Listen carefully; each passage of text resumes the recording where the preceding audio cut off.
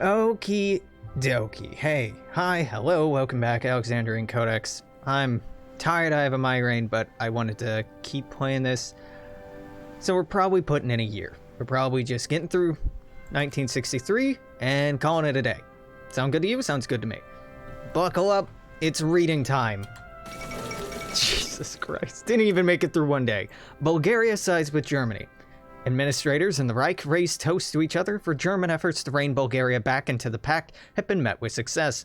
Both Germany and Italy have recently been jockeying for control over the small but strategically important country.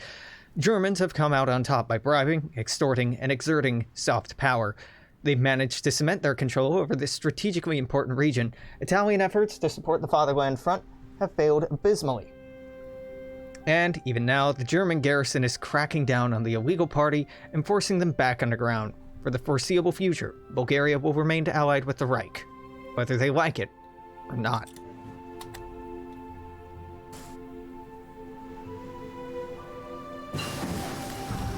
Beautiful. Special Forces. Love to see it.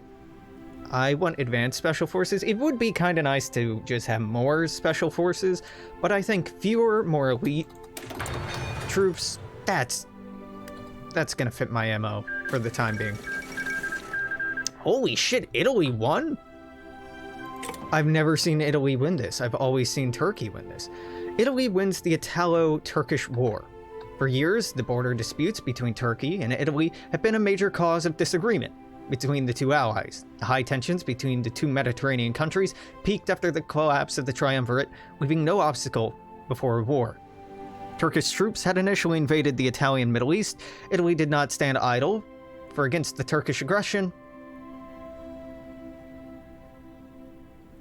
Oh, okay. Italy did not stand idle. Period. You can cut all that and just say a small-scale war broke out between the two former allies.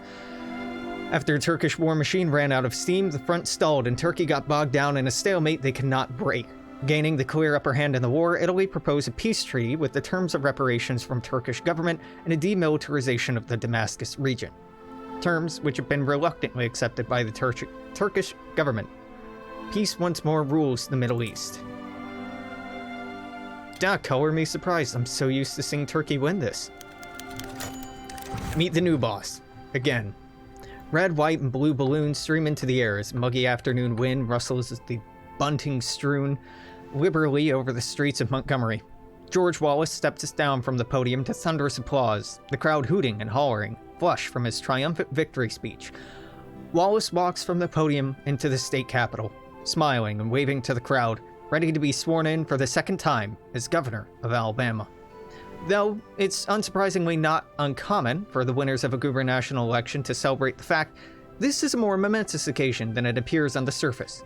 For the first time, a politician of the National Progressive Party has been re-elected to any position, and party members are celebrating all across the nation. Even those from the left-leaning center faction, opposed to the policy of Wallace's far-right faction, can be found celebrating the party's triumph. This undeniably cements the increasing importance of the NPP in American politics as it rises in stature to be a viable second party able to challenge the dominance of the Republican Democrats. Whether this is just a one-off fluke or a portent of things to come, however, remains to be seen.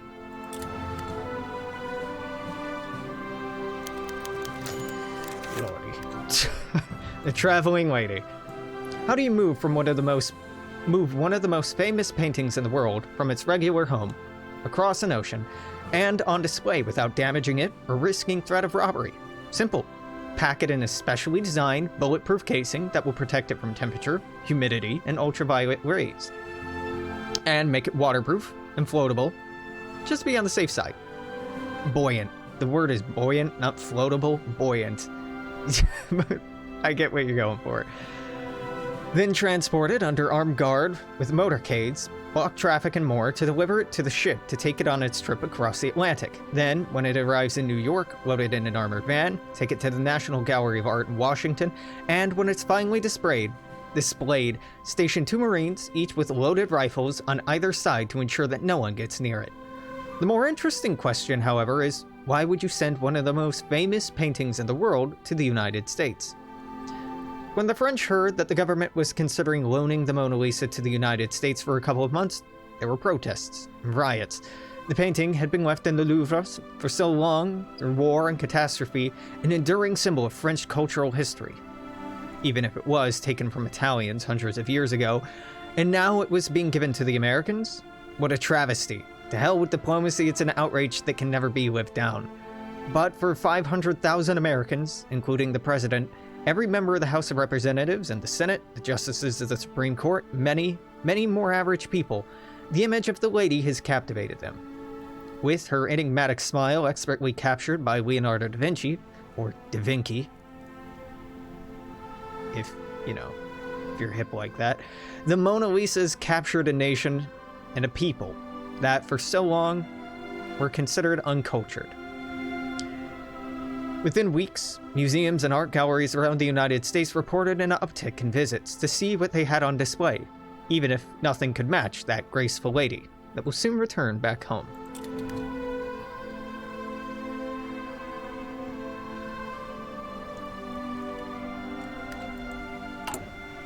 Hey, I can edit you. What if we just, I don't know, I need 10 to do it. But let's say I did. What would this require? Would require scout helicopters, which I am not producing yet. Am I? I'm sure not. Well, okay. Can start producing it now. Just to, get up to speed.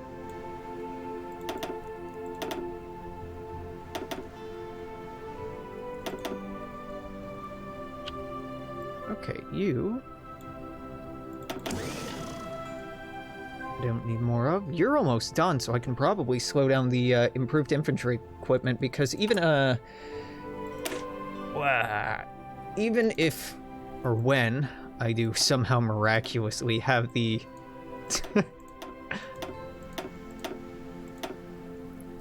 experience for this. A mere 65. Truth be told, not that bad. What do I need? I will need less infantry equipment, so I'm never going to need more infantry equipment than I have now, even if we're giving some away. So once this is done... Sweet. I'm going to cut this in half, frankly. I'll go down to 5. Yeah, I don't give a shit. It's perfect. Boost that up to 5. You're back up to 3 buckaroo. These can stay at 1s. There's never going to be any need. You know what? We can pop in some jet fighters and some CAS or tactical bombers. Sure. Well, let's make a little bit of everything. Why not? Spy planes? Pfft, no. Strategic bombers? Yeah. Jet fighter, jet CAS. Ugh. I guess. Wait. CAS and tactical bombers are different? Yep. They sure are, Jimmy. They sure are. Well, that doesn't make a whole lot of sense. No, Jimmy, it doesn't. It doesn't. It's very confusing. Okay, improved jet CAS, improved jet fighter. Nope. It's two the same thing, my dude. Jet fighter CAS, jet CAS, jet CAS, jet fighter CAS, jet CAS, jet strategic bomber, jet tactical bomber, jet fighter. And what are we short on here? Rub.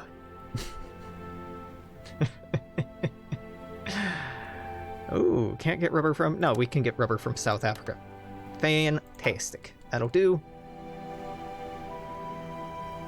Oh, Alex, you shouldn't be making that improved scout helicopter. You don't need it for anything. That's where you're wrong, game. That's where you're wrong. John Glenn wins the Ohio gubernatorial race.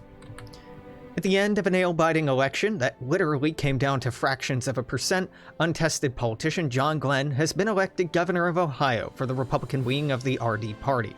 A popular figure amongst middle Americans and a household name for his auspicious career as America's most prominent astronaut, Glenn's victory has cemented the political ambitions that began when he gave a major speech criticizing Nixon's decision to defund NASA. For now, Glenn sits in the Ohio State House, planning his next move, thinking in decades. With his popular support, and now his political foothold as governor, there's practically no limit to how far his ambition might take him. Already, he imagines himself in the White House and begins to set into motion his glacial plan to get there, change the fate of America forever. Even if such a goal would yet be so far away. He rings the phone rings. He picks it up knowing Nixon to be on the other end of the line, accepts the president's gritted congratulations with magnanimity. Glenn knew he could deal with Nixon and his ilk. Nobody could stand in his way to the presidency. Presidential veto called into question. Good afternoon, Mr. President. Some good news and some bad news today. Your veto of the act that the progressives tried to push through seems to have taken the wind out of their sails, and although analysts are projecting protests to continue into the near future, it looks like the worst is finally over. The Midwest and New England are naturally quite upset about how this all turned out, but we can afford to lose some slack. For now, at least. And the bad news. Those slanderers in the press are calling us again, calling your veto terms as such an overreach of power and a dirty trick. It's like they've never even heard of politics in reality. This is really weird. Who is saying this to me? With a lot of the past events, they have, specific individuals talking with Nixon, but this is, speaking directly to the player as if I'm Nixon. But there are a lot of people turning away from our party now, not just the senators who defected. I mean, there are even rumors about very own Vice President Kennedy jumping ships to the MPP and running as their 64 candidate. Can you believe it? A goddamn Kennedy stabbing the nation in the back. Again. The nerve of some people. Okay. Again, the goddamn doesn't really add much here. If it were spoken as a person, that'd be fine. The ellipses, yeah. They write like a friend of mine did in college. He's very articulate, very intelligent, but my dude used so many ellipses. So many ellipses. Very intelligent young man. Very intelligent. It's influenced the partisans. The Indonesian partisans are not united. Some of them would prefer a socialist Indonesia, and others are more of an Islamist persuasion. Although neither of these are ideal, socialists are much more aligned to our interests. As such, they'll receive some preferential treatment from Uncle Sam. When the time comes for the struggle, socialists will surely then emerge as a prime candidate for national leadership. All we must do is wait. I have free military factories? La-dee-da. You spoil me, game. I guess. Do second line of the... Yeah, no. Boost these up to 5. Those up to 5. We'll boost these up to 5, but that's gonna... You know what? Leave this at 3 for now. I will want that at 5 eventually. That'll be fine. That'll be fine. This will take like 20 weeks to be done. Yeah, but it's still gearing up. Yeah. I don't even have the experience to implement them yet, so it's fine, Alex. Quit fretting.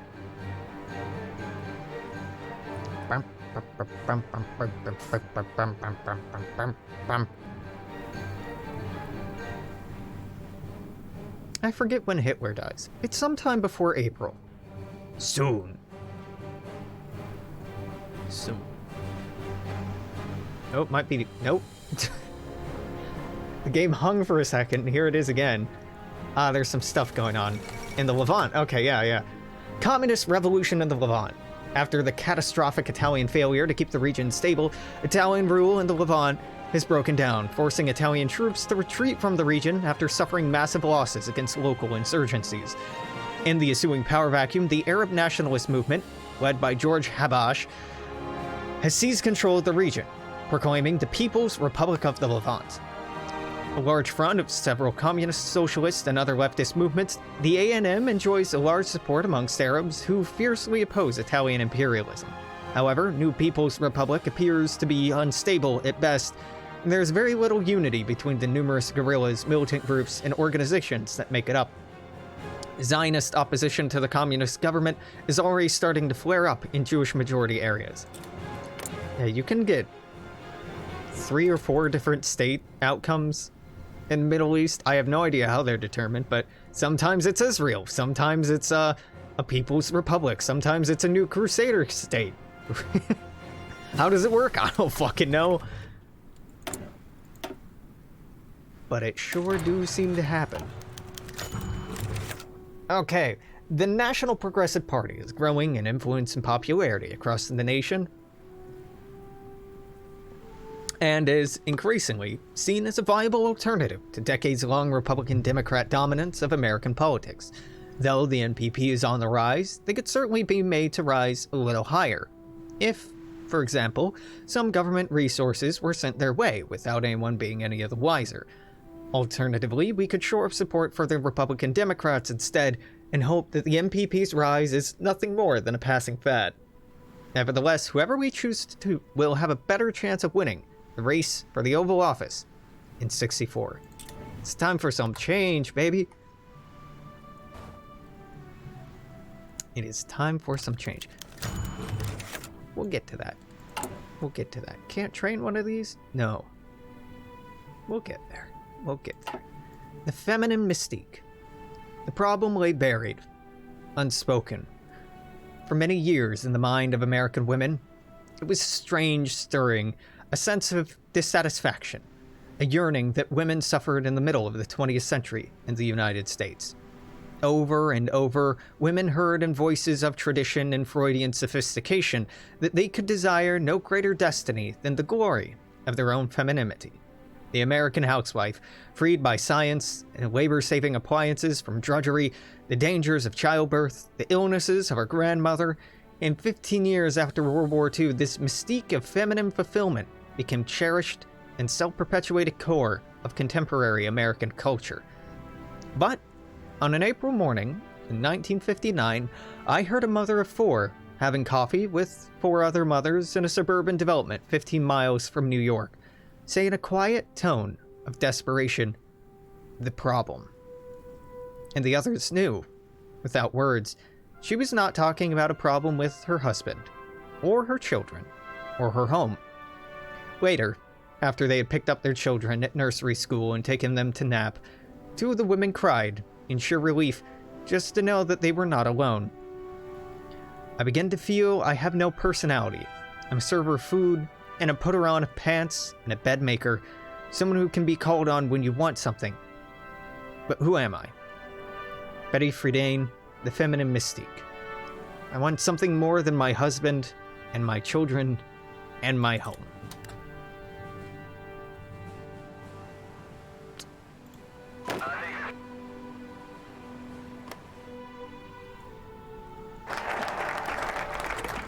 Practitioner. Let's make friends in the Philippines, and then maybe Indian subcontinent, and then maybe Forgotten Allies. See if old Slippery Richard lasts that long. What do I get here? Makes Filipino revolt more successful? Alright. And this will help Indonesia. Okay, yep. Friends in the Philippines. In his submarine flight to the Philippine Islands, General MacArthur had considered 80,000 troops, 80,000 American and Filipino soldiers to a forlorn hope in Corregidor Island. Co-signed, yeah. Only a fraction escaped the infamous Death March, but they numbered enough to form capable nuclei for a quiltwork of guerrilla bands spread across the old colony. Communiques they've delivered since contact have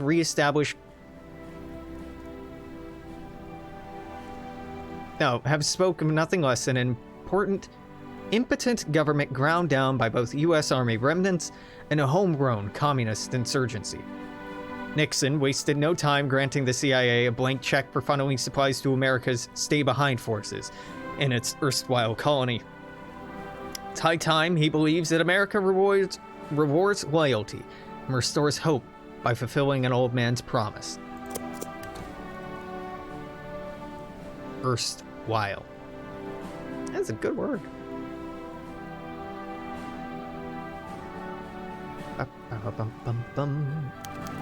The perfect storm.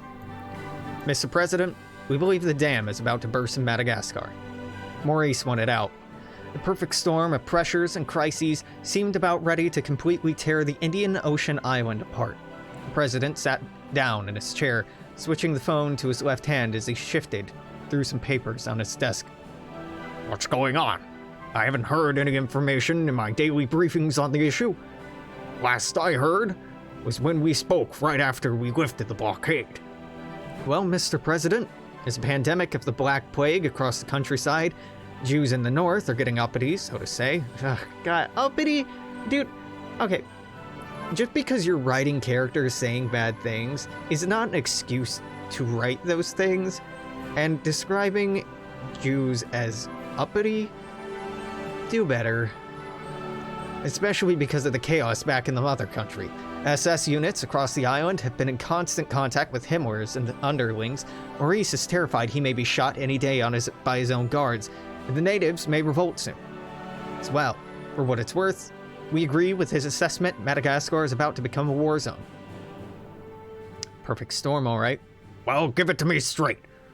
What are options? Realistically speaking, that is. Well, Mr. President, you have two really realistic options. The agency can effect delivery of several crates of weapons, rifles, grenades, pistols, the like for Maurice to hand out to his loyalists. The other option is simply to hand him a lump sum of money.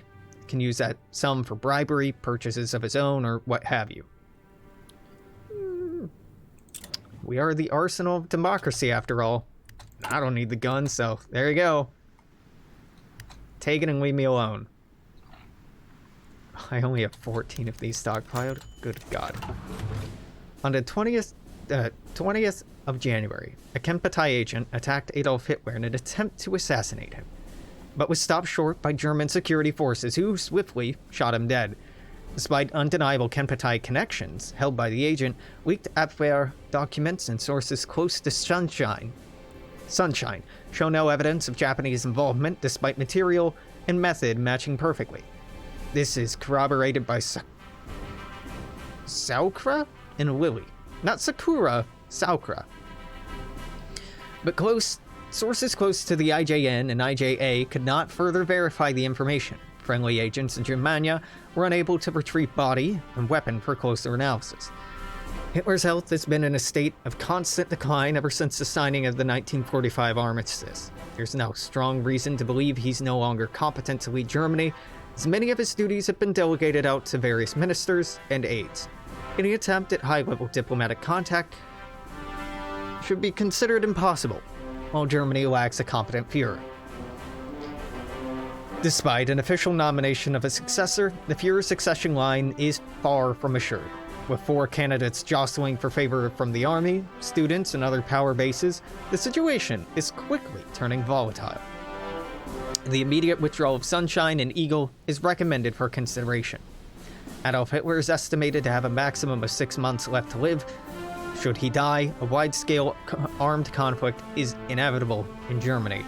Should an extended conflict break out in Germany, the Unity Pact is likely to collapse, though armed conflict between German Reichskommissariats seems unlikely, with internal unrest posing a much greater issue for many of them. Well, golly gee, that's such a shame. Couldn't happen to nicer people. Let's just attach some scout helicopters here. More fuel usage, higher fuel capacity, soft attack, hard attack go up, defense, breakthrough go up, piercing goes down, but that don't matter. Organization goes down, recovery rate goes negligibly down, weight goes up, supply use goes up, but speed is unaffected. But look at this. No, hold up. Movements over river, forest, hills, mountains, plains, jungle, marsh, and desert, plus 10%. In addition to our existing 5%.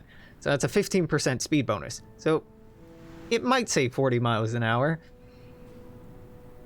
But that may be severely underestimating how fast we can actually go. I call them the Sanic divisions. They gotta go fast. Loud and clear, go ahead, over. Yeah, we'll get the material for this.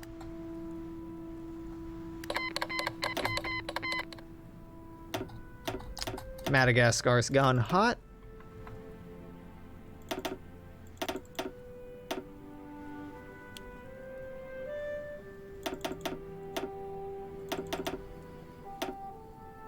gonna keep pumping those APCs. I don't want to slow this production down because I'm gonna need just an ass ton of them in the long run. Right now, not so much, but in the long run, I'm gonna need just so many of them. Collapse of German Madagascar. Admiral Thomas Moore of the OFN's Indian Ocean Command affirms that the situation in German Madagascar has reached a stage of open rebellion, and the government of Reichskommissar Emil Maurice, although Madagascar, much like other German territories, is plagued by the issue of native resistance to colonial rule, Moore confidently announced it was the German garrison which mutinied.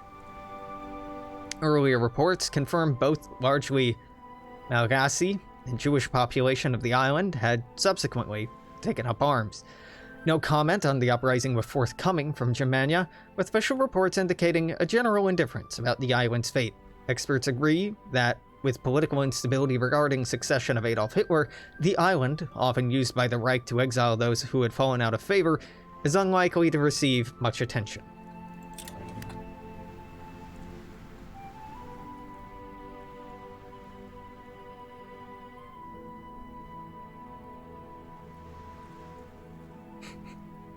It's a thrilling war, looking at this front line moving around.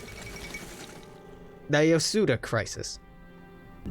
Following the release of information implicating Yasuda Holdings executives as ringleaders in corruption scheme turned murder investigation, the Titanic Zaibatsu appears to be in dire straits. When the Tokyo Stock Exchange opened earlier this morning, the floors were flooded with frantic shareholders begging for their orders to be processed first, and frightened interns carrying bins of sell orders through the chaos.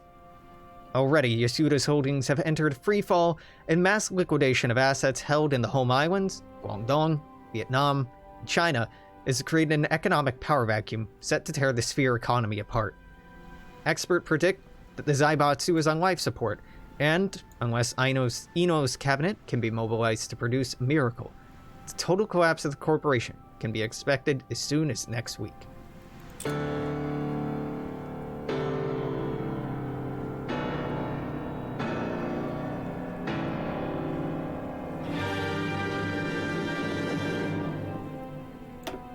I do really like the musical effects.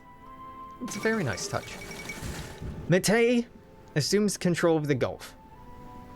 Italian victory in the Italo-Turkish War has reinforced the hold of the Italian Empire holds over the Near East, as Turkey's expansionist dreams have been quashed.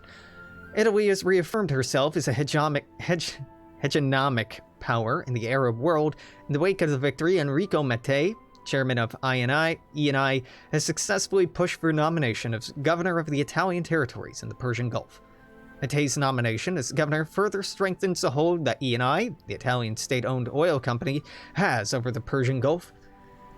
The company was instrumental in developing the region's infrastructure and oil industry and has a long history of productive collaboration with the ruling classes of the Arab world, from the monarchs of the Arabian Peninsula to the Gulf Emirs, and even Qasim's regime in Iraq.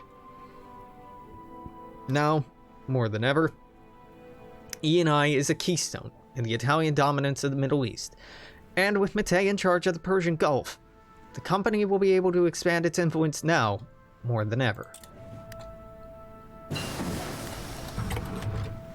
Hey yo, decisions available? Oh, we can sell South Africa guns? There you go, buddy.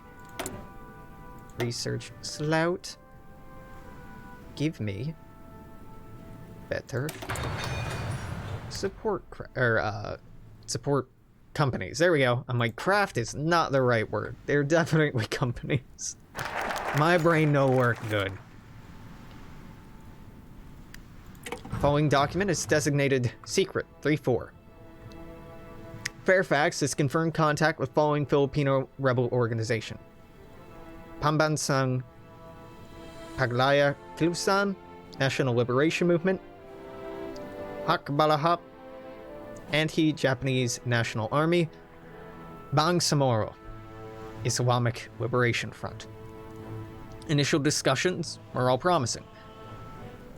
Initial intelligence sharing with Fairfax is considered to be a priority at this stage in Boniface. Full intelligence sharing has not yet been forthcoming, but we're confident in our ability to build trust with our sources. Fairfax can confirm anti-Japanese actions on part of multiple groups are extremely likely to be engaged in the future. Potential for near-future provision of weapons and financing is currently being evaluated by Fairfax. Looks like those rebels are going on the warpath. And we'll wrap up with Strike the Match. Oh, sorry. The Fighting Filipinos. Getting ahead of myself. The armed forces of the Far East announced its downfall, not with a whimper, but with a defiant roar, hearkening to revolutionary spirits of the Philippines' not too distant past. Rizal, Bonifacio, Aguinaldo, the candor and zeal with which an army of born warriors promised their oppressors due reckoning had lit flames in every free man, from Manila to New York. The words themselves struck chills in every turncoat's kyphotic backs, dreading in their silent moments the doom that they were owed. Langley's contacts reported rumblings of activity from the mountains and jungles just this morning. Perhaps the Sigaw Batan will resound a second time in the coming days. Seriously, this sounds like it was written by the same person who wrote this event. Like, I'm definitely detecting different authorial voices here. Maybe I'm not, but the vocabulary and tonality that is used does tend to kind of whiplash a little bit. Because one's throwing around fucking goddamn it, and then the other one is using some, like, good vocabulary. A burglary in Washington wasn't uncovered until the next morning, when a janitor noticed flecks of paint on the ground. He inspected the room and realized that it had come from a window frame, which had been pried open during the night with a crowbar. The police were swiftly called, and Republican Democratic headquarters turned into a crime scene. Needless to say, the atmosphere in the White House was one of anxiety. There were no eyewitnesses, no fingerprints, no signs of a getaway vehicle. Everyone felt it had to be the MPP in search of re-election campaign strategies, but the president and those in the know had far greater fears. If the MPP, or someone sympathetic to their cause, was indeed behind the robbery, what might they have found out about Nixon's less than reputable campaign strategies from 1960? I'm sure it's fine. There's nothing to worry about. Hey, we're gonna die soon? No? Man, was I imagining finishing this by April? Does it not even kick off? I know I finished it in May. But maybe I'm getting the year completely wrong? Who knows? My brain, he's very sick. The day after. Hey, you watch any of the Scottish Open? Of course I did. Palmer was playing. Was projected to win. Bummer he lost to that Kiwi Charles. Golden Bear also came close, but ended up boogieing the last two holes. You ever wonder why they held in Scotland again instead of Augusta or at Cabot Cliffs? I think it was rubbing in the Germans' face. I don't think it was an attempt to rub it in the Germans, but due to the status of St. Andrews. Oldest course in the world, you know? Guess that's a reason. Yeah. Too bad Palmer didn't finish. Had a decent bet on him winning. Guess that money's gone now. I guess, man.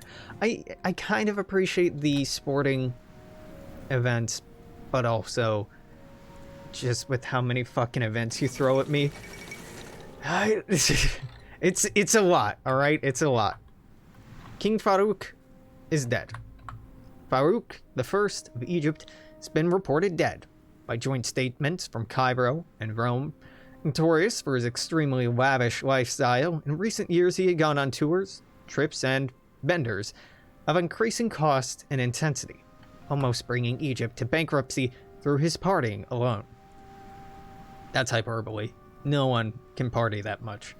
Well, I don't know, it's Egypt, but like, GDPs are very large. Now he's died the way he lived, gouging himself on all kinds of luxury. Gorging. The word you want is gorging himself on luxuries, unless he had a habit of stabbing himself with luxuries. Gouging is not the right word. It's doubtless Egypt will now face troubled times with the death of their king, but some certainly also praise the loss of a man who made them foot the bill time and time again. Others suspect that perhaps he was poisoned by would-be usurpers. Would-be should have a dash in it. But currently the primary belief is that he simply ate too much. Oh, okay.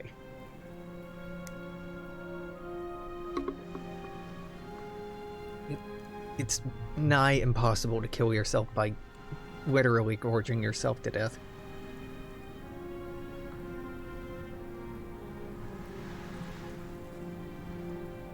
I get you're trying to play up like, haha, so corrupt. Yeah, I get it, but like, nah.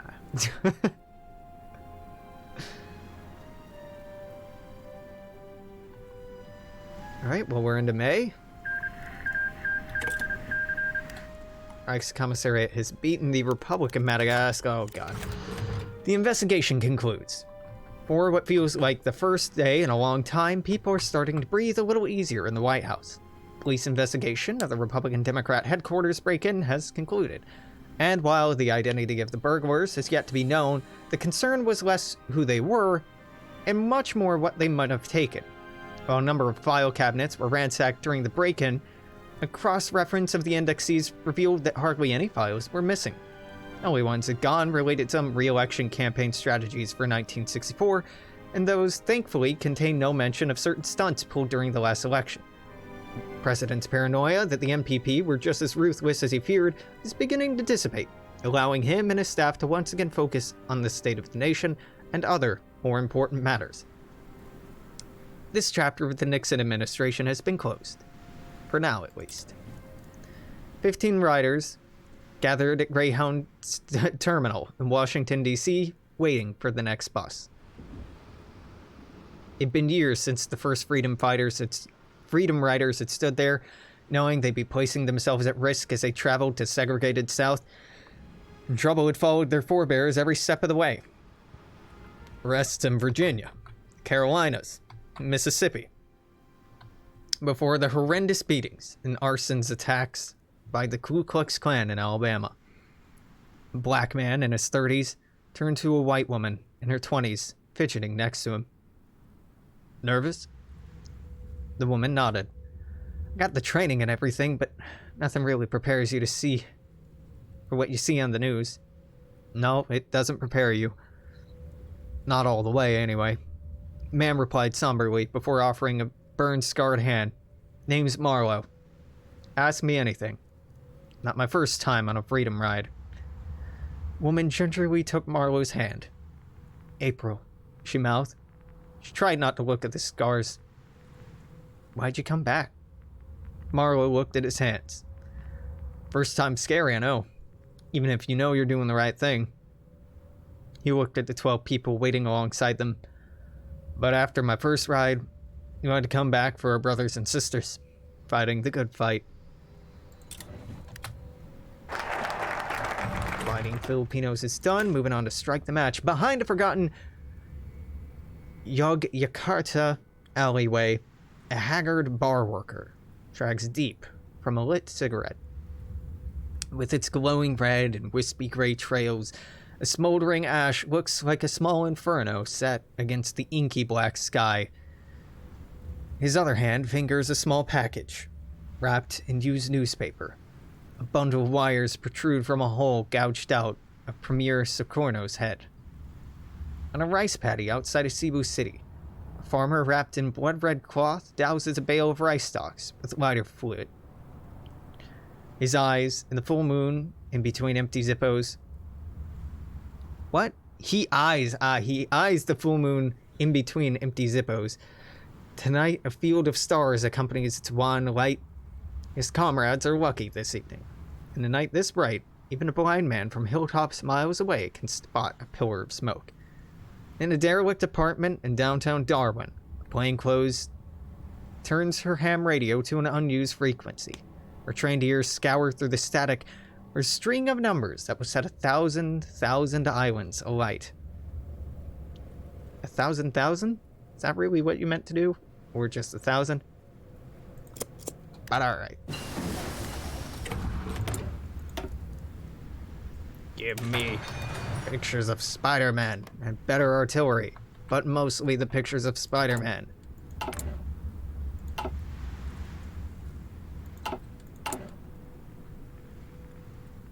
Can't train another airborne division yet. The Riot of Boom. We can confirm that blasts at the Gaiety Theater killed at least 11 people, and dozens more were injured. Most of the dead were local elites, business owners, city councilors, at least one congressman, and so forth. Langley contacts in country have confirmed their supplies and cash helped the operation. President Nixon takes a long breath. He's gotten used to this business. It helps that the victims are just strangers, lying mangled thousands of miles away instead of right in front of him. Robert McNamara pauses for a moment, noticing the reaction, but continues. Police lockdown and bomb damage will also screw with the militants for quite a while, further building resentment. Furthermore, our contacts are noting local Filipino papers are talking about Japanese security aid and economic enslavement. Overall effect is furthering the sentiment that the Philippines is a damaged vassal and not a free nation in its own right. Good. Is Langley recommending we continue with the program? They are indeed. I assumed as much. My authorization to carry on. Thank you, Mr. President. Now on to the next item.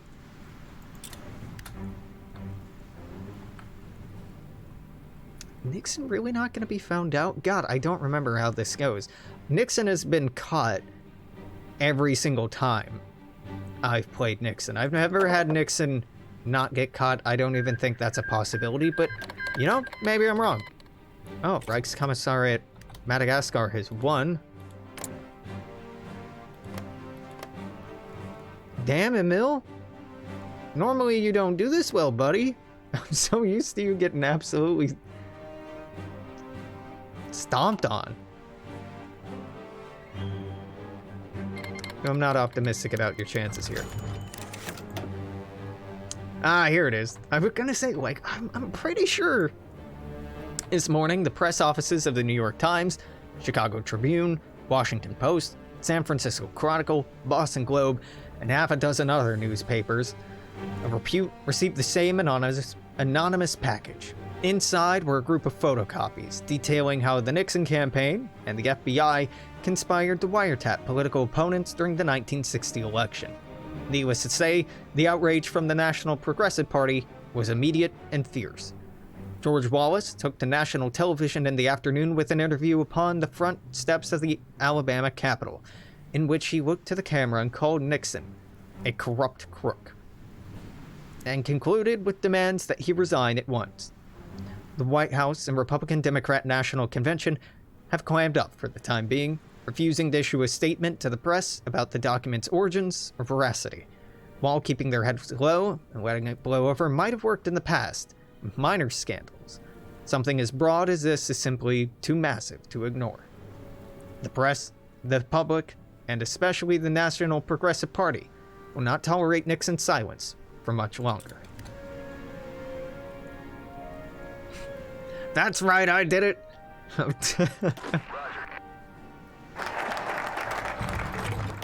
Magnifique. Indian subcontinent, we can get some off-map civilian factories out of this. And we can back up India and I think get them in our faction. This could be nice, but in my experience, none of these really pan out super well. Maybe I just haven't waited long enough, but I'm gonna go with Indian subcontinent. From one of the Raja's corps sprung two governments following the British withdrawal, the Republic of India and the Azad Hind movement, coalesced in Bengal.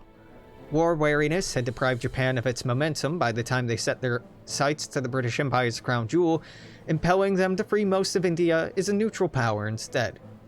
Tokyo has since seemed content with letting their cat's paws in Calcutta bet against their adversaries in New Delhi for the subcontinent's destiny.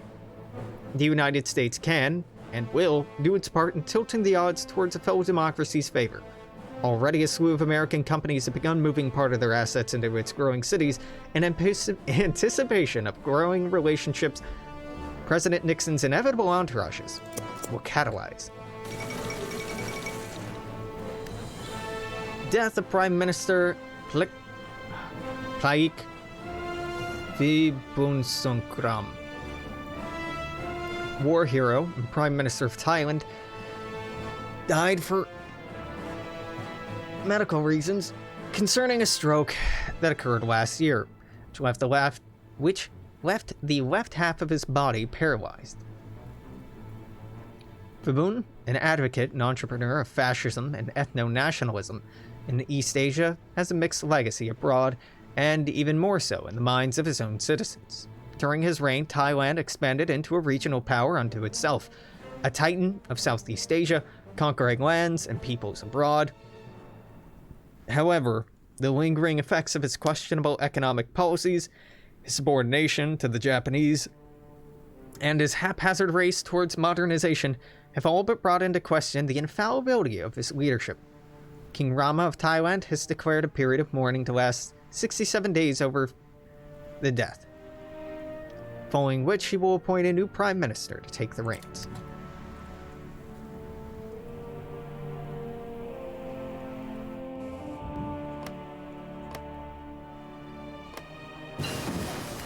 Ooh, better special forces. That raised defense, soft attack, and organization. It's very good. I will do that again. Unfortunately, we're only getting hot and cold acclimatization gain factor, but we're also getting 48 hours of supply grace, which you'll see is a ton when we're talking about how fast these fucking things move. 2 days of supply grace, that's a big deal. That's a big deal.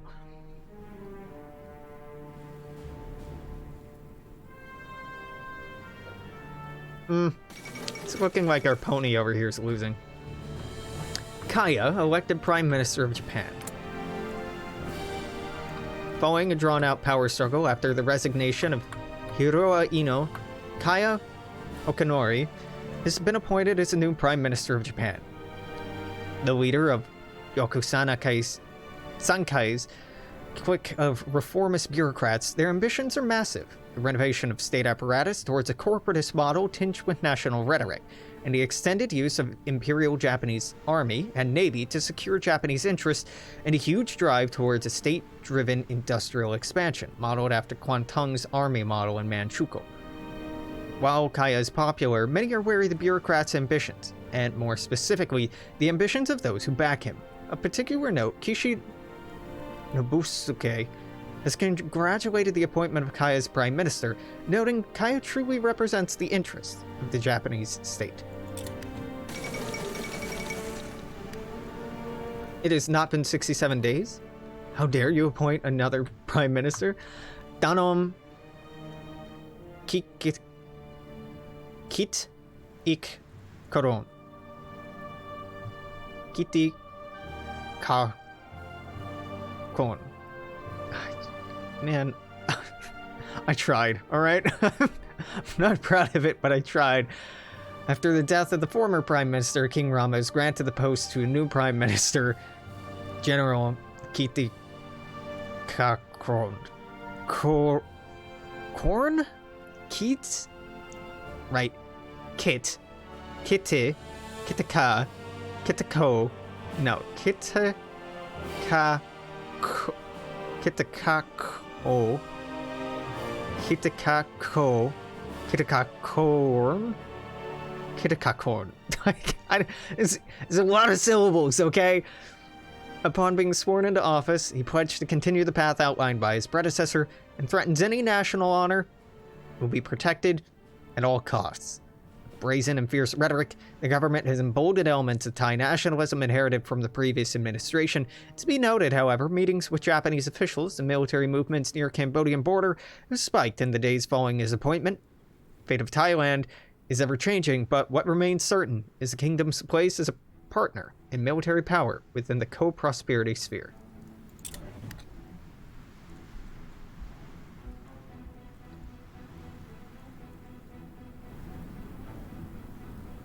You can't really slap empire on Vietnam and make it true.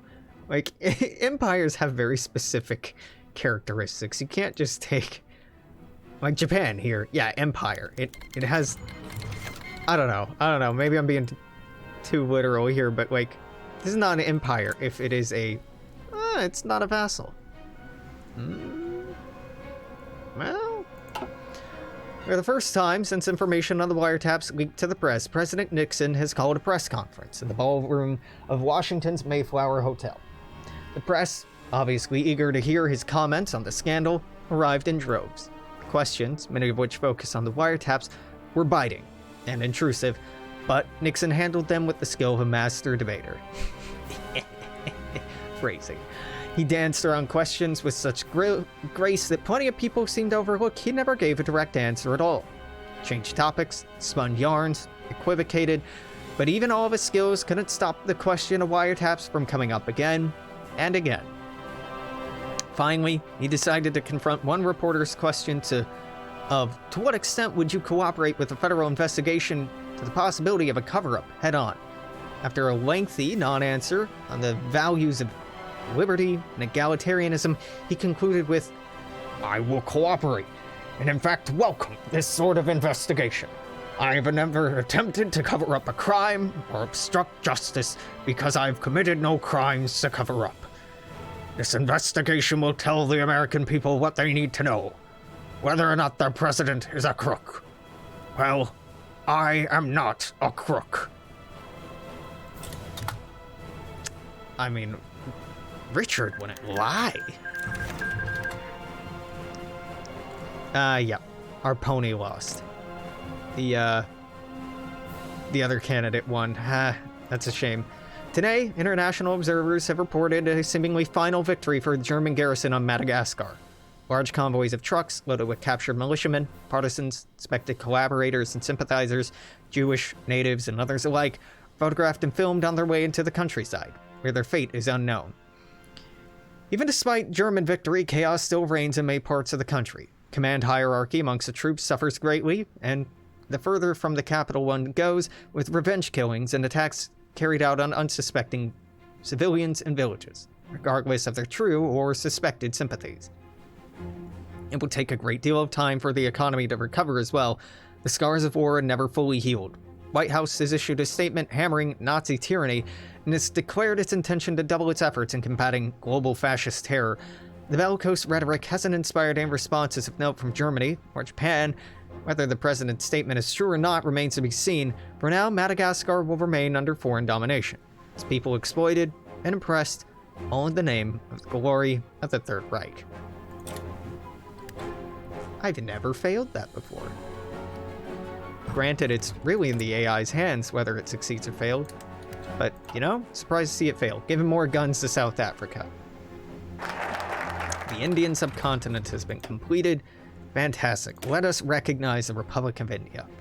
Whether out of fear for renewing tensions with Japan or simple indifference, the United States government had neither received nor recorded either of India's governments since 1946.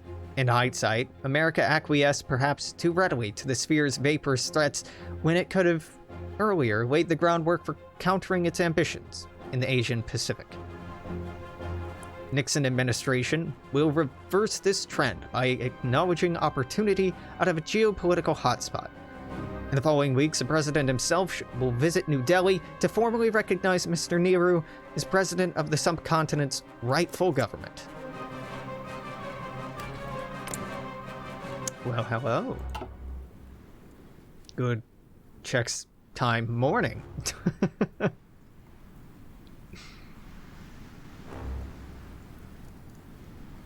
It's July, we're about an hour in. Yeah, it looks like these hours, if they're a year each, will take about 2 hours each per year. That's, ooh, that's lengthy. But hey, can't complain about a lack of content. Well, I guess I can. Something being true or not. Ain't stopped me before. It's good. Better signal companies for tiny bit better initiative. Is this additive?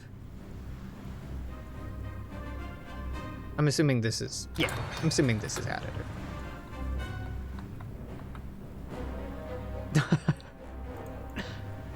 Yeah, my internet was kind of terrible this morning, too.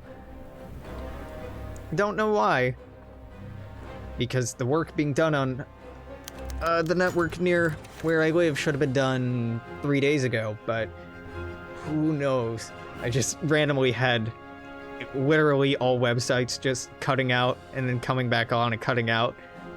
And Twitter's like, it looks like you're having some connectivity issues. I'm like, no shit, man.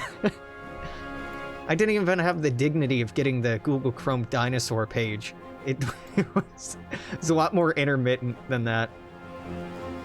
Conversation with Hoover. J. Edgar Hoover strode into Nixon's private office in room 180 of the State, War, and Navy building, not even stopping to knock. Dick, he said with exasperation, the flies got out. Nixon's eyes darted up from his paperwork. What?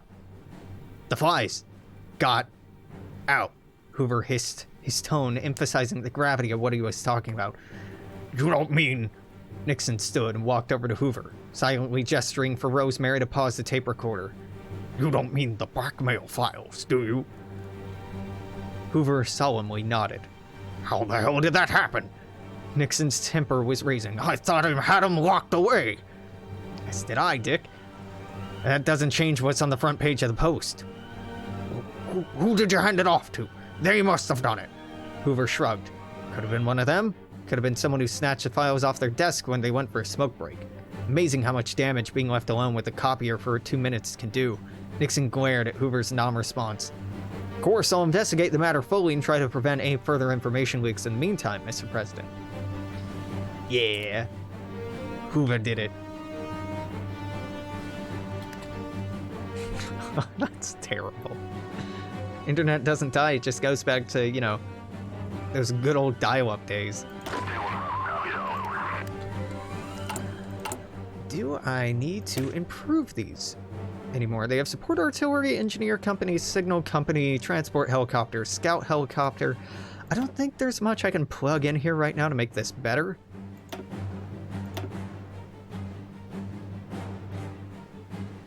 Nah, it's fine. What would maintenance give? No. This seems like the best we're gonna get for a while. I could add more air assault onto this. No, I kind of want to keep them light. All right, great. So now we're saving up, what was it, like 75 to completely upgrade our other armies? It's gonna be a minute. That's sad. I'm sorry. Flash. As President of the United States, it's my honor to recognize Her Excellency Vijaya Lakshmi Pandit. Flash. As Ambassador Extraordinary and Plenipotentiary from the Republic of India to the United States of America. Neighbor's sister, Martin later handler thought. Hell of a pick. Marty had only gotten the call an hour ago. White House wanted a photographer on hand for this historic moment. When they figured he was unlikely to leak anything until after the credentializing ceremony, President Nixon and Ambassador Pandit picked up the binder of credentials and held it between them, smiling gamely in the classic diplomatic style. Flash. Marty could only picture what it was like in the Tokyo Foreign Office right now. Formal recognition of the Republic over the Japanese puppets in Azad Hind would surely draw plenty of ire. Then again, he thought, it's not like tensions weren't high already. How bad could this be? Sir, the Calcuttan representative is on line 1. He sounds mad. Good. Good. Die mad. Let's give them our arms. As it stands, the Indian arms industry... Hold up. The sooner we give them factories, the better it'll make on that investment. Another constraint of the Republic of India faces is its dearth of both capital and the means to generate such. Rampant tax evasion, nurtured by antiquated Byzantine Codex of regulations, hampers New Delhi's industrialization programs with an ever-present shortfall of money. These factors lock their economy under a perpetual stagnating cycle between a lack of cash for building factories and a lack of factories for making cash. Fortunately, both American investments and American factories are willing to cross 2 oceans for India's relief.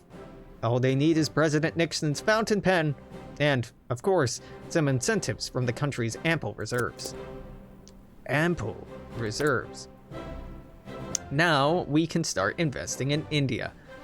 We can hand out loans, subsidize businesses in India, or invest in startup companies. Let's invest in startup companies. It's gonna take a while to get the rest of these done.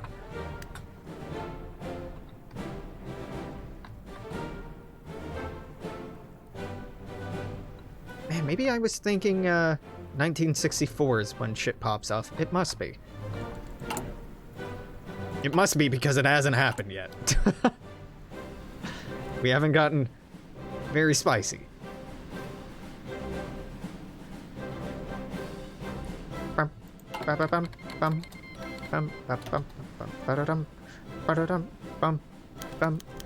The IJN Shinano bombing. It wasn't clear how the bomber managed to acquire uniform, nor how he managed to smuggle his bag through a security checkpoint without being searched. But no matter how it happened, the result was the same. A man disguised as a dock worker managed to sneak a duffel bag with the firebomb inside onto the deck of the IJN carrier Shinano, where it exploded late last night. In what could only be described as miraculous, no sailors or dock workers were killed, but 3 Japanese sailors and an American fireman suffered serious burns during the explosion and subsequent attempts to put it out. Japanese government is apoplectic with rage, and their ambassador describing the bombing as all but an act of war, presenting a long list of demands which they had likely drafted some time ago were waiting for the opportunity as reparation. Most notable are massive increases in security around the ports, all on America's dime, of course, and a televised apology from President Nixon himself. Nixon, needless to say, refugees? This says refugees. This doesn't say refuses. This says refugees. Nixon refugees to let things go over that poorly. He's reached out through every diplomatic back channel to get the Japanese to avoid making a public release, insisting he can make a deal that satisfies everyone while saving face.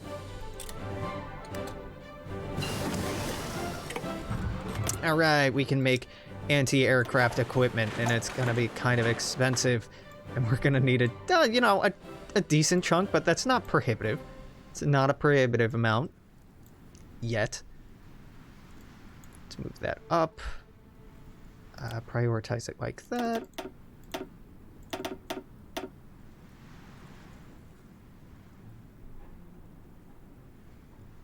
Is that good enough? Yeah.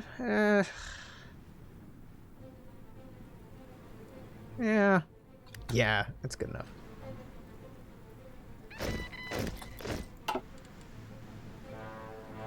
Not enough manpower or equipment to... Oh yeah, I just need anti-air equipment. Don't worry about it. Don't you worry your pretty little head over it. Tactical support. Bum, bum, bum, bum, bum, bum, bum, bum. Some random Siberian states are fighting each other. This isn't relevant to me at all. Bum, bum, bum, bum. New expansions to the dockyards at Kandwa, financed by Wells Fargo Bank and TIAA.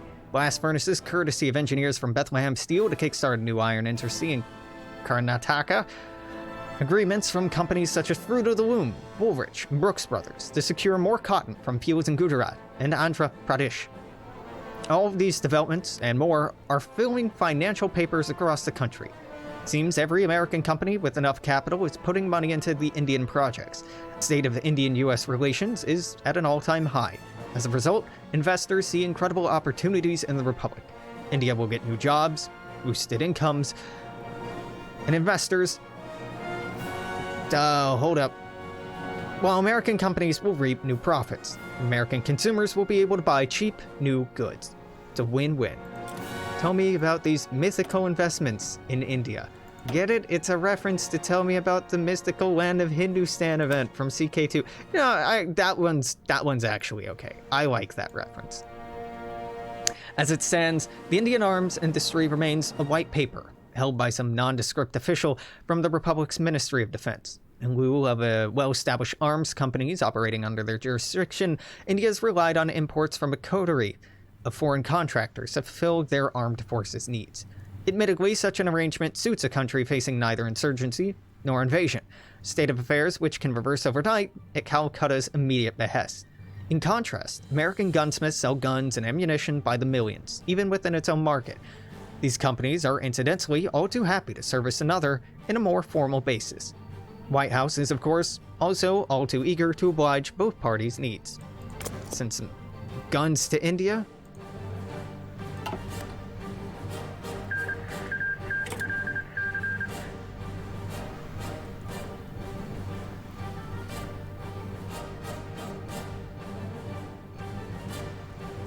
It's nice and quiet. I mean, nothing too crazy going on. Iberia announces the creation of the Iberian Council. With the nation formed under such circumstances, and whilst maintaining an authoritarian culture as Iberia did, it should come as no surprise that ruling in an effective way would be hard. Iberian Catillos have hence announced that to support their effort to stabilize and further unite their new nation, they would establish an advisory council of state officials whose job it shall be to advise matters of state. Their direct influence on policy shall be negligible, yet in reality, analysts have predicted that the council could be used by either Caudillo to gain an upper hand on any political disagreement between the two. Consequently, it's been deemed that the council may act counterintuitively in further dividing the two nations instead of uniting them. Further coverage will likely shine a light on the effectiveness of this new Iberian reform. Nope. Not a legit council. Fake council.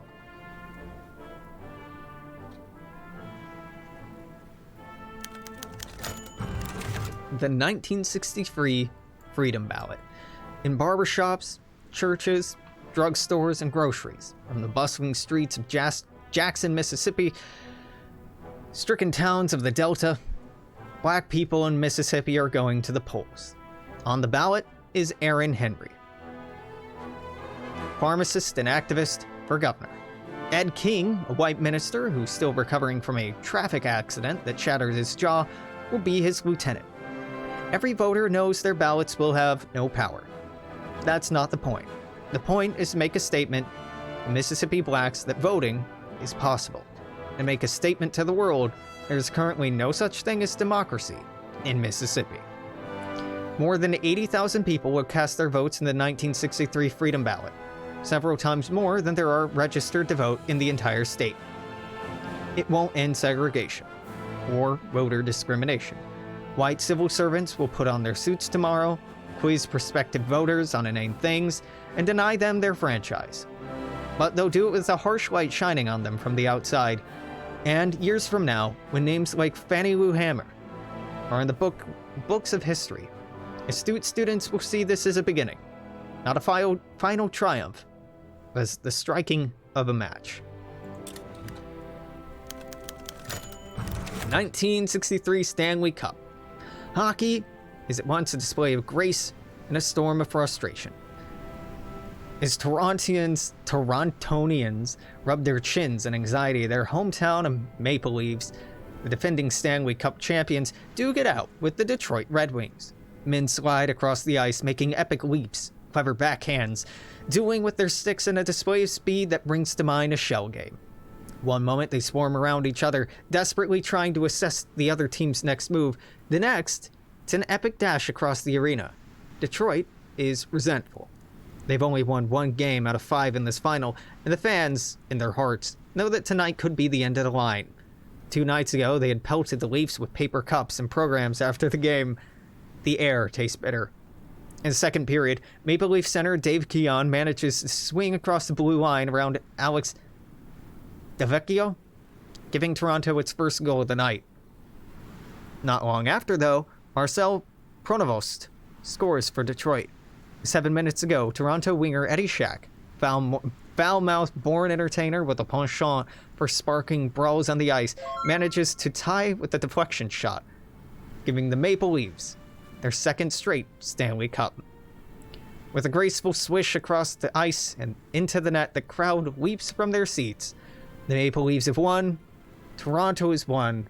Canada is won. Boo! It's rigged. Rigged. Hate it. Yeah. They have events for a lot of different sports. We had one on fucking golf earlier? God, I don't even... Is the Scottish Open golf? I think it is. Hitler is dead. The being who claimed and secured homage as virtually a living god has proved to be as mortal as his lowliest subject. He now belongs to history. Church bells can be heard ringing across the Reich as news broke. Adolf Hitler, supreme ruler of the Third Reich, passed away at the age of 73 in his Berghof residence in Bavaria. Previous CIA reports indicated his health had been failing in recent years, but the crises of the past years seem to have done him in for good. In America, and much of the world, the mood is a stark contrast to that of Germany. Spontaneous celebrations have broken out in Washington, New York, in the South, in the West, and all across the country. Even the occupied ports of Los Angeles and San Francisco, American workers and Japanese soldiers agree that Hitler's death is something worth celebrating. Publicly, President Nixon has not commented, but privately, he's been reported as elated. However, it does appear that Hitler was the sole figure holding the crumbling Reich together. The NSA has already intercepted numerous communiques from within Germany, indicating that a conflict is imminent. I'm sure that'll be fine. Tragedy has consumed Germany as the news spread first throughout the Reich and then the world that Adolf Hitler, Führer of Germany, burp, and victor of the Second World War has died. Whilst the Führer's declining health had been a yada yada yada yada, the Reichstag has announced that 3 months of mourning shall be held, that the Führer shall be buried behind his late wife, Eva. Ava? I think it's Ava. With dignitaries from around the world invited to the funeral. While Germany mourns internationally, many are celebrating the death of a man held responsible for 3 decades of suffering throughout the world. Yet international commenters fear what may now become of Germany, Third Reich having already been embattled in a bitter power struggle for the rightful successor, for the Führership. We've had a Supreme Court justice die. Gotta fill that slot. Coincidental that he died so closely to Hitler. Can't imagine that they're related, can you? Secret Hitler in the Supreme Court? More likely than you'd think.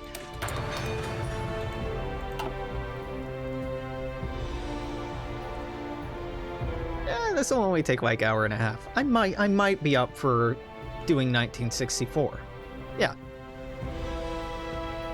I thought, man, it took like 2 hours to do a year last time. It'll probably take about the same to do this time. I already streamed for like an hour and a half earlier working on my mod, so we'll bounce back and forth. German Civil War. Between Speer, Heydrich, and Bormann. Right, am I missing anyone? Nope. Speer, Heydrich, Bormann, Speer, Heydrich. In the wake of Adolf Hitler's death, the Reich has erupted into chaos. Despite the Führer's appointment of a legal successor, powerful factions within the Reich have taken up arms against one another in the interest of leading the nation in their vision. The nation is torn, with entire garrisons ignoring orders from Germania and flocking to the successor of their choice. Though the gravity of the situation is not yet known, it's estimated that the Reich is either facing, or already experiencing, total collapse of central authority. Though not much is known about the fate of the Reich's eastern administrations, sudden cessation of contact between Germania and her possessions has created speculation on if those regions, too, will find their fate. What is known for sure, however, is the collapse of Europe's Titan has now thrown the continent asunder. Not even a 4-way civil war, right? Child's play.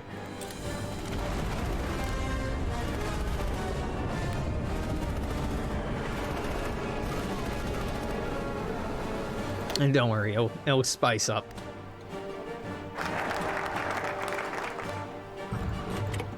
Okay, we have given our arms to India. Let's embrace the start of something beautiful. Monsoons have charted the course of India's civilization since time immemorial. Their presence brought plenty of rajas and tide-swept defeat upon their foes. Their absence brought famine and destitution indiscriminate. Likewise, Indian Ocean's strongest cyclone to date carries with it the howling winds of war, no longer a distant hypothetical, but now an oncoming certainty, heralding its approach with thunder and rain. Upon Washington's request, the Army Corps of Engineers began constructing a stretch of border fortifications from the Bay of Bengal to the Himalayas, dubbed the Bamboo Curtain. Every block and sandbag laid into its foundations represents a risky, no less genuine investment towards a free India's future, and, at the same time, President Nixon hopes one where America has placed by its side a trusted friend. Yeah! You can internet. So, okay, my money's on Orman.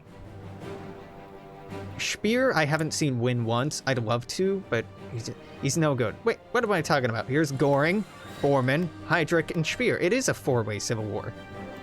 Just weren't told about someone. Now, one of you is more legitimate than the others. Oh, you know, you're fairly legitimate. 17.25. Weirdly, it looks like, no. Goring is the most legitimate candidate, and thus has the lowest penalties. Speer is second place, and Speer is the performer. If you go down the other decision tree, you can actually get options to send Speer aid, but I've never seen him win. Chaos in Ostland. While much of the German sphere has already been shrouded by the German government, Ostland never had the issue with multiple international news stations in Riga, always ready to be paraded around by German officials to show off the high quality of life, strength of the workforce, and happiness of the people in their model colony. Whilst the administration in Ostland has now attempted to close down various sections of Riga dedicated to the press, guerrilla reporters have still managed to disperse film out of the developments on the ground to the world outside. The footage is shocking, showing brutal house-to-house fighting between various members of the garrison, militia groups, citizenry, and partisans. The international community is still deciding what to make of the footage and who, if anyone, they're supposed to root for.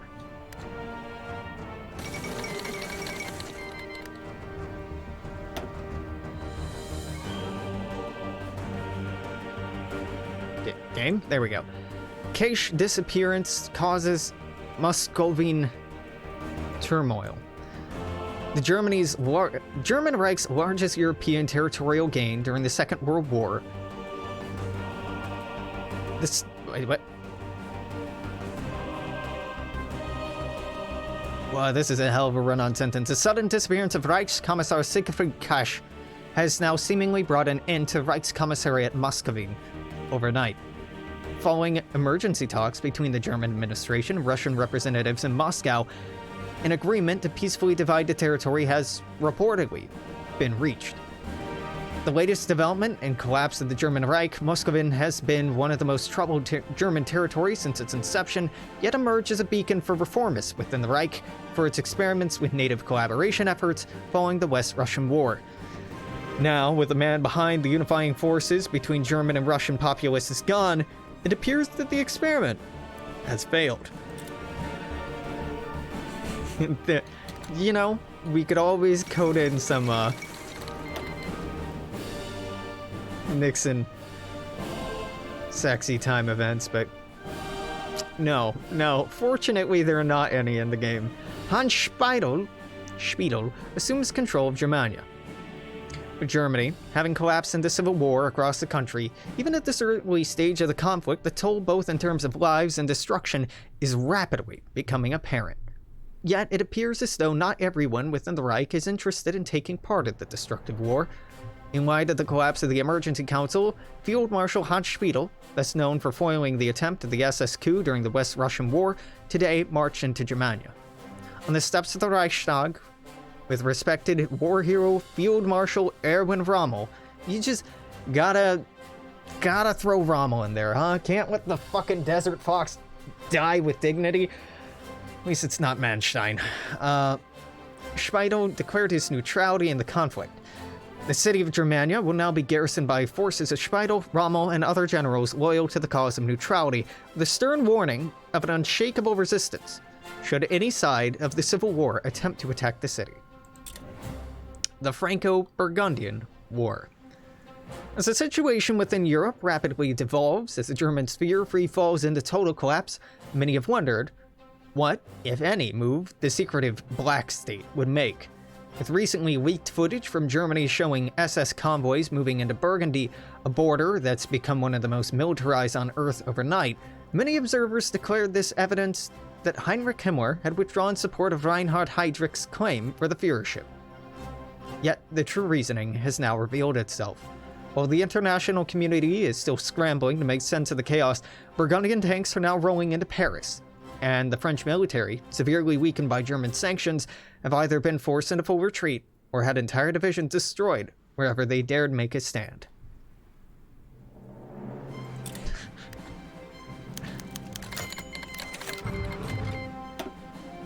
NPP calls for impeachment. Some political theorists believe that the ideas are a top-down phenomenon. They start in the minds of politicians and think tanks whose media to spread them, and they percolate into the minds of the people. Others think it's a bottoms-up. They gain momentum amongst common folk, they gain more publicity, and the message bubbles upward and reaches those with actual political power and the ability to shape policy. But whether it's top-down, bottom-up, or merely a case of great minds thinking alike, though Republican Democrats consider it fools seldom differ, both National Progressive Party politicians and constituents are calling for the beginning of impeachment procedures against President Nixon. If they begin, he would be the first president to be impeached since Andrew Johnson, nearly a century prior. But that is not what concerns Nixon. He's well aware that his rivals have little love for him, and the projected effects on his 1964 re-election bid are currently minimal. What he fears is not what the MPP is saying, but the fact that some of the Republican Democrats are starting to listen. England's got a little civil war going on. West Africa has had it rough since the end of the Second World War. Luftwaffe units based out of the Reich's holdings in Central Africa have, for the past 2 decades, bombed everything England to dust. With the death of Hitler and the collapse of the Reich, those Luftwaffe units haven't moved in a long time. Already, several small nations on the coast have begun expanding their borders inland, free from the fear of constant German bombing. Whether the bombing resumes or not, only time will tell.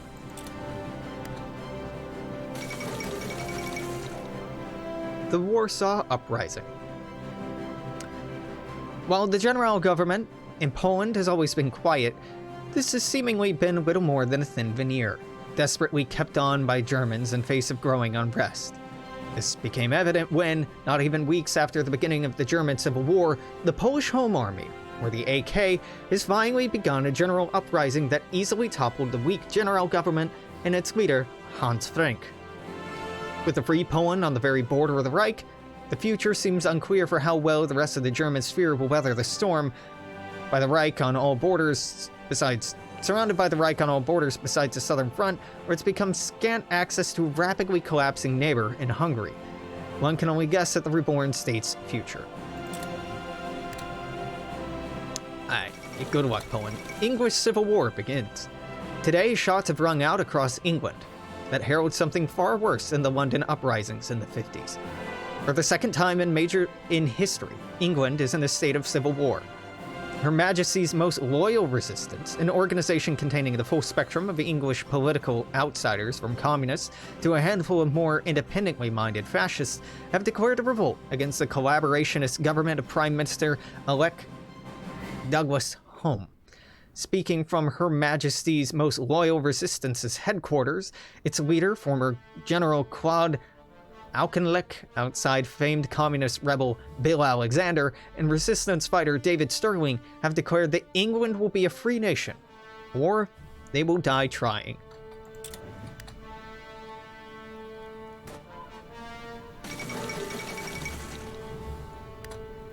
England, filled with so much strife and confusion, has once again entered international news today. But not news of a bombing or repression by the garrison, as has become normal, but one of art. Across the streets of London, several spray paintings have been spotted. While at first these paintings showed little notice, the spray paint reached the papers, with the artist's identity unknown, managed to spray paint one of their pieces on the front doors of Parliament. Thought-provoking and well-drawn, the art has lit popular imagination, and pictures of various pieces contributed to the artist, known by the moniker of Soft Boy, has spread across the world. Little is known about the artist, only that they are possibly connected to the British socialist movement, but nobody can seem to stop talking about what the art really means.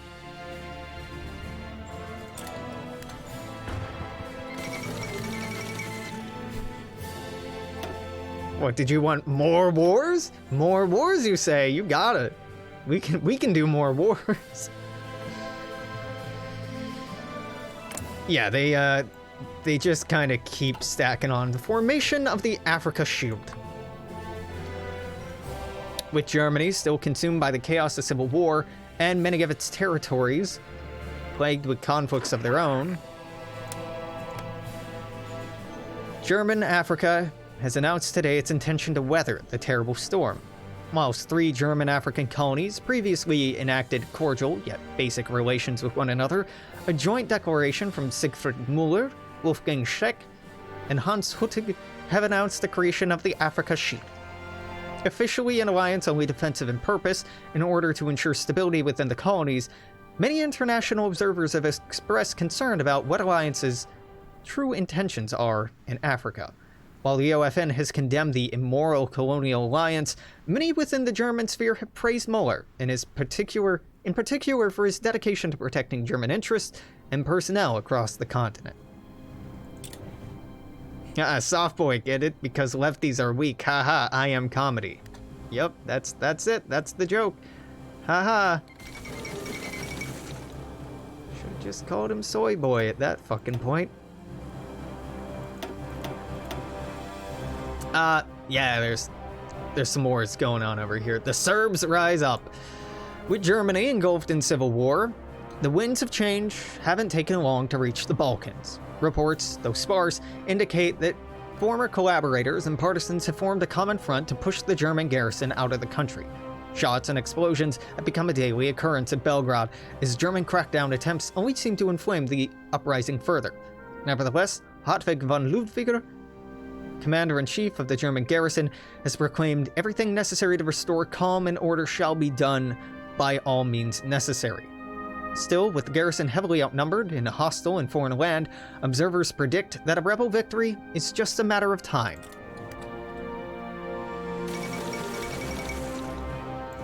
Karl Donitz seizes Crimea. Chaotic news is spreading out of the Black Sea amid news of a Marine-led coup having been launched against the local civilian administration by respected German war hero Karl Donitz earlier this week. Serving as commander at Major Reich Naval Base in Crimea, he announced via radio that following the disgraceful and illegal seizure of Reichstag by Hans Speidel, he had no choice but to renounce the authority of Berlin. Shocked, then uproar erupted across the Reich and the world as he then openly declared for Martin Bormann. Immensely liked by the Kriegsmarine, many captains have since declared their support for Donitz's actions and have vowed to join him in Crimea to ensure the Kriegsmarine remains out of the hands of those who would utterly destroy the Reich.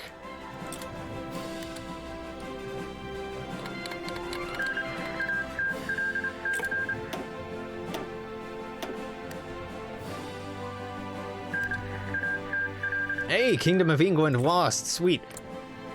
What up, Cloud? This is the faction I wanted to win. So great, and I had nothing to contribute. I'm sure this doesn't mean anything. South Africa declared war on the Boer Republic. What, like that's a problem? Nah, I'm sure it's fine. I'm sure it's fine. Nothing to see here. Nothing to see here.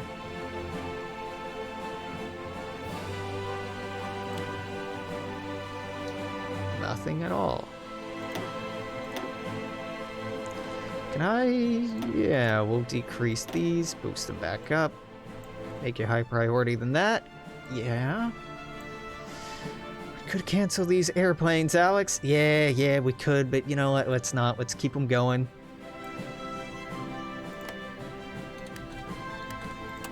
I have a feeling I need to slow down here. Yep, here we go. Okay, Supreme Court nominee.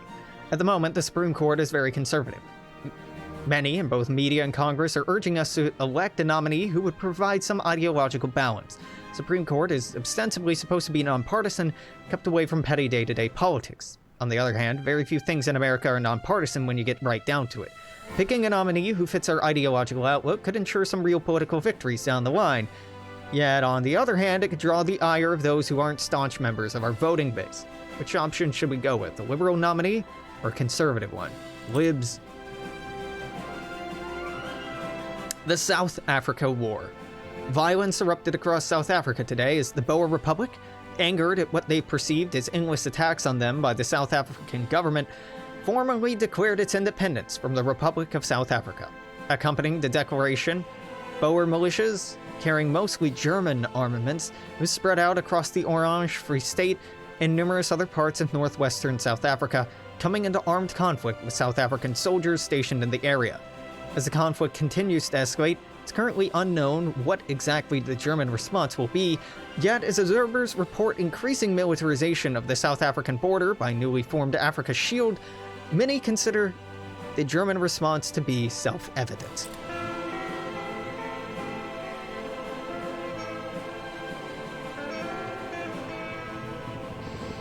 No one starts at war, or rather, no one in his senses ought to do so without being first clear in his mind what he intends to achieve by that war and how he intends to conduct it. Harold G. Moore. We were soldiers once, and young.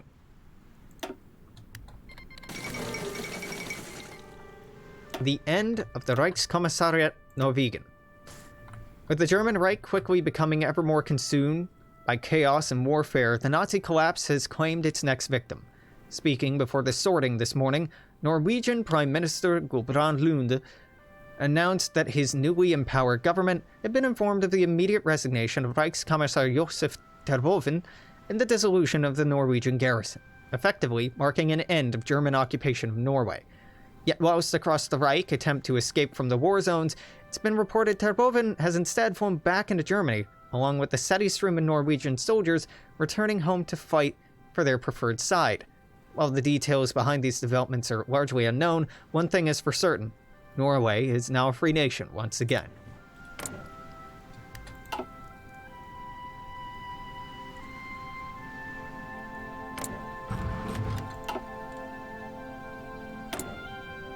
Is it time to sell South Africa guns? I'd kind of rather wait until we have 50 to extend an olive branch to India. I mean, this is kind of pressing, but I want to get the other one done. Only getting plus 0.4 a day. Yikes.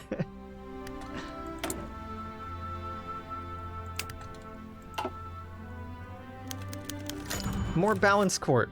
Where previous administrations have attempted to enforce radical agendas on the nation through controversial Supreme Court appointments relevant, our administration chooses to put law before ambition.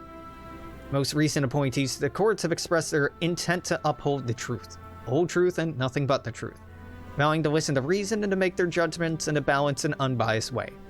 De-radicalization of the courts has been met with approval from the vast majority of the American population.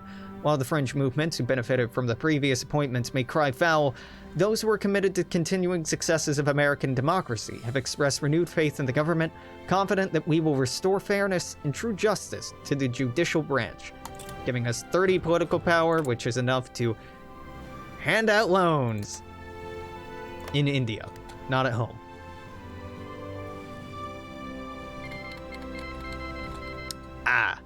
Reichskommissariat seems to be getting involved in this war. I'm sure that's not a problem. Africa Shield intervenes in South Africa. As the Boer rebellion rages on, international journalists on the ground are now reporting German colonial panzer divisions have now begun to pour across South African borders in rapid escalation of the conflict.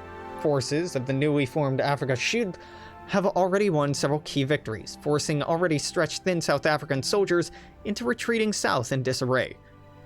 With the OFN having expressed support for South African regime for almost a decade, feeling on the ground was captured by quickly spreading footage of a bloody, there should be a dash here, South African soldier, part of a convoy of soldiers retreating to Port Nolloth, who'd asked the cameras the question that many have been asking. Where the fuck are the Yankees?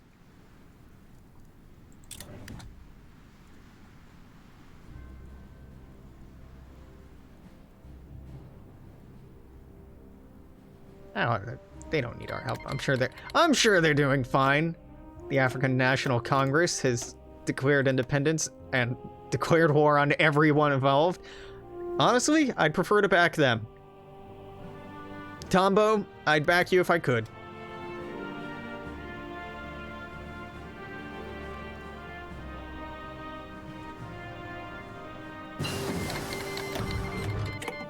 Sweet. Still can't send volunteers. I'm waiting with bated breath. Let's get infiltration specialization to be able to jump in and start having some fun. You know, it was almost 1964. I'd kind of like to just get a head start on this 1964 small arms tech. So you know what? Just gonna go ahead and do it.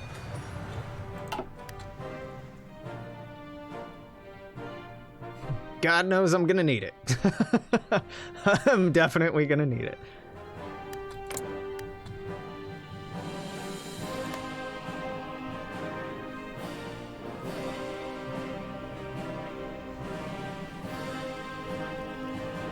It's December.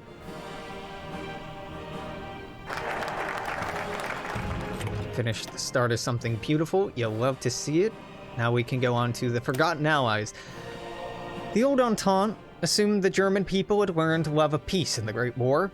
They also assumed German government had held true to its promises thereafter.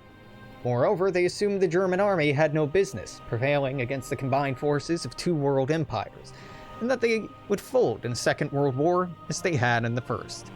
Germany proved them wrong on all three accounts by raising the swastika over Paris and London. On that ignoble climax, America has been forced to leave its allies' governments to Hitler's mercy.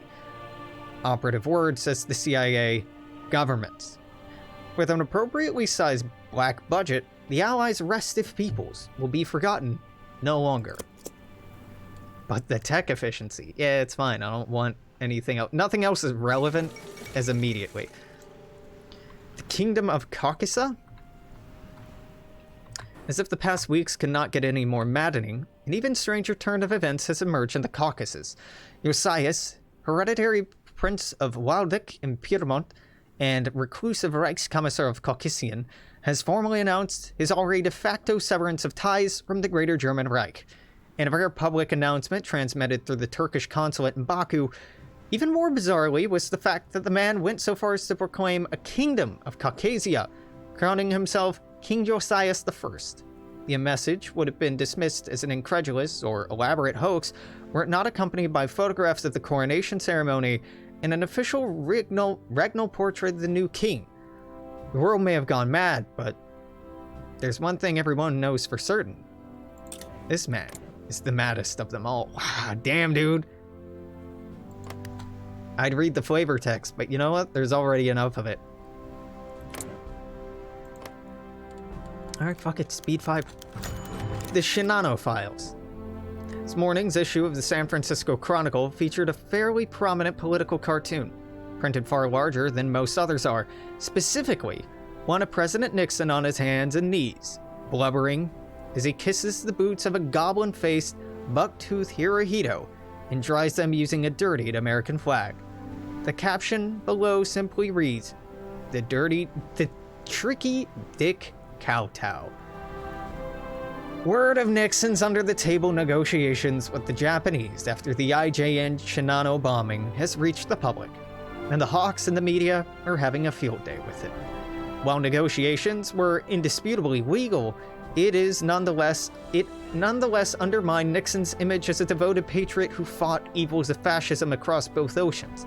National Progressive Party has already started drafting advertisements mocking the deal in anticipation of the 1964 election, and already hawkish public California is eating them up. Despite California being his home state, Nixon's odds of electoral victory in November look to be more of an uphill battle than anticipated.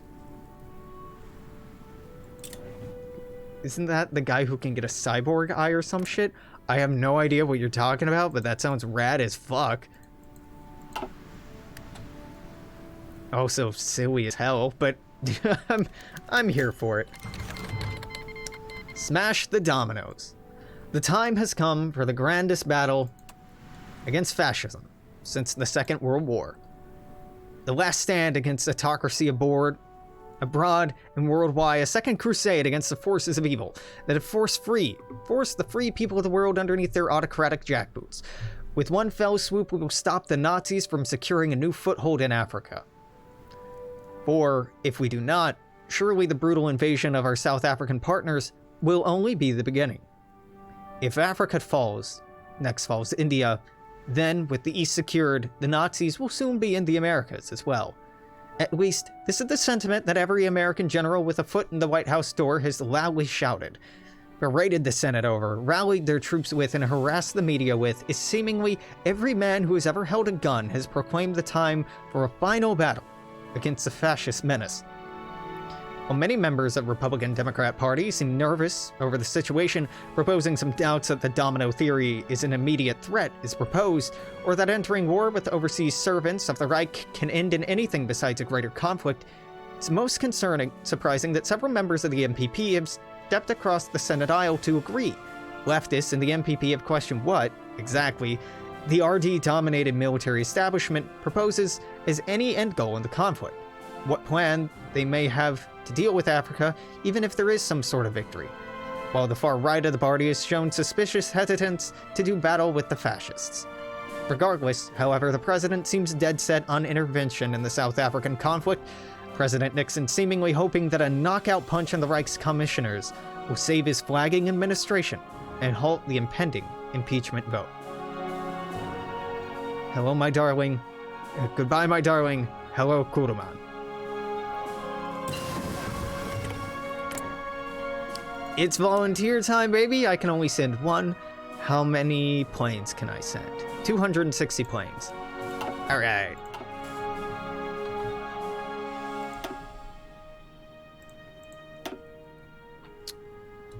Bop. Bop. Ba-da-ba-ba-bop. Bop. Perfect. Okay, there are my planes. Hey. You know what? 1, 2, 3. Y'all just hang out. Loud and clear. Go ahead, over. Bone Steel the Third. It's time. It's time, Bone Steel. Send air volunteers.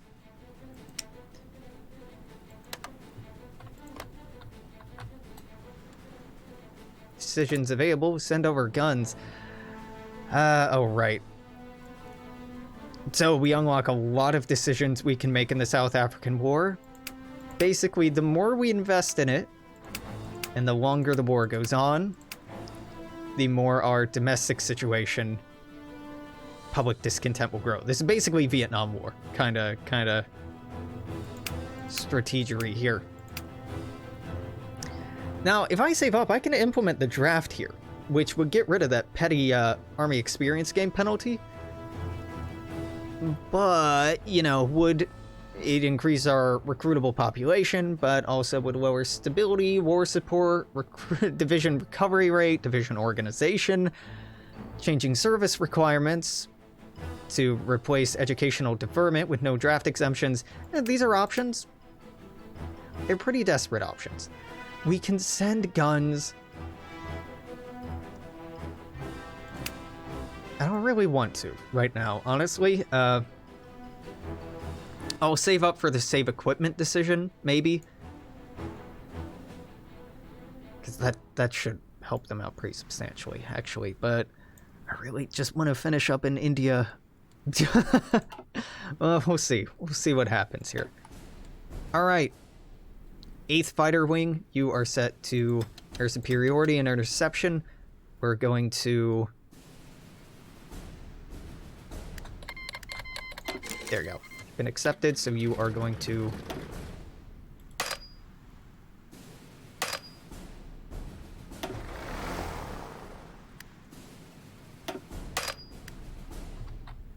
Deploying from reserve. Oh, you're not done. On the 9th of December, I can deploy you.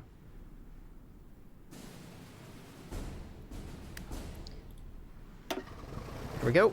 And there we go. Gonna control the skies of South Africa as best as I can. I can add a new air wing? No, I can't. I'm at the limit for now. Volunteer forces are coming over, laying the groundwork. Democracy in Africa has been a faint memory, dating back to before the Second World War. Colonial empires introduced the concept to the natives, but these empires have since fallen under Nazi rule. Our last hope for democracy on the continent lies in the Republic of South Africa. We formed the OFN in order to protect these frail democracies, and we must take action against the advancing Germans if South Africa is to survive. Unfortunately, our allies in the OFN are currently preoccupied, as Canada prepares to help democracy win out in England. This war has provided us with an opportunity to take the world stage from the fascists. But we have to form a united government if we are to assist our South African allies. And to do this, we've decided to hold an OFN summit and gather every democratic leader to discuss our strategy heading into the conflict. We must show us the world that the OFN is dedicated to the cause of freedom. Now this is the shit I'm talking about. Remember that focus I was working on?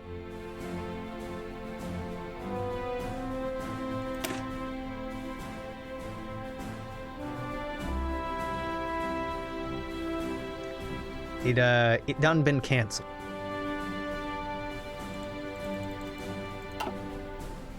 So I'm gonna get those 35 days back. Because these are 7 days each. Our sacred duty, organizers of free nations, were created to aid the last remaining democracies on Earth, and the frail democracy in South Africa needs our help. With the German invasion looming on the horizon, we need to ensure support for the nation so that they do not succumb to the Reich. Time is running out for the final beacon of democracy in Africa. At 7, this will be 14. Kickstart the media. Times have changed in our new American society. The president does not have much influence over his people as he would like. We need to get our message out to the media to guarantee public support for the coming struggle. Our people need to know that we're defending a weak democracy that currently stands alone against the looming Nazi presence. We've had the newspapers printing propaganda every day if it means we're to garner support. Okay, that's 14. Here's 21. We fight for freedom. We've been looking at ways to best get in touch with the public surrounding the South African War and must remind our citizens that we too fought against oppression in the Revolutionary War that brought us into existence many years ago. Right now, Nazi Germany is looking to destroy liberties that South Africans hold dear. Very same liberties that we've held back in 1776. We fought for freedom, and we promised to help the South Africans fight for theirs. Okay, 21 days. This will be 28. This will be 35, and then I'll let it go. But this happens so often with this mod, I don't feel bad about cheating to get my 35 days back. Exaggerate the Boer atrocities. Overall, it seems the American public is still adamant in their pacifist beliefs. Even if the war is only a regional conflict, our folks at home are not very happy about another war in foreign land. Been picking up reports of German crimes being committed in South Africa. If we exaggerate these tales enough, we might be able to get the support that we need. We must magnify German cruelty in order to ensure that all Americans strongly oppose the very enemies that we are fighting. Calling the Pacific, you know what? Emergency support. We are quickly losing ground in South Africa. The situation was worsened to the point we may not see South Africa in the upcoming OFN summit. It's imperative that we provide South Africa with an emergency shipment of equipment to ensure that they will hold on until we can get our own troops to the battlefield. We must act fast. Democracy is struggling to stand. Alright, that's 35 days. I got my time back. Let's rally the Canadians. Even though Canada is preparing to help the rightful English ruler retake London, don't worry, she already did, they're still committed to the OFN. As such, they're obligated to give us much-needed assistance in our African war against the Germans. We should call upon our Canadian allies, and who knows, might be able to give them some money in exchange. Oh,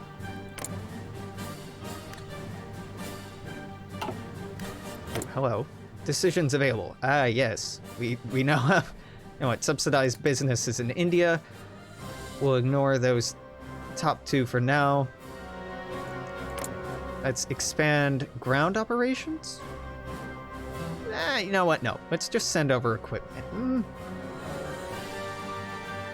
Yeah, send over equipment. And you know what? Unlock send over guns, and I'll just keep firing these off as I can. And you know what? On top of those, if we can no longer just send guns to South Africa. Fair enough.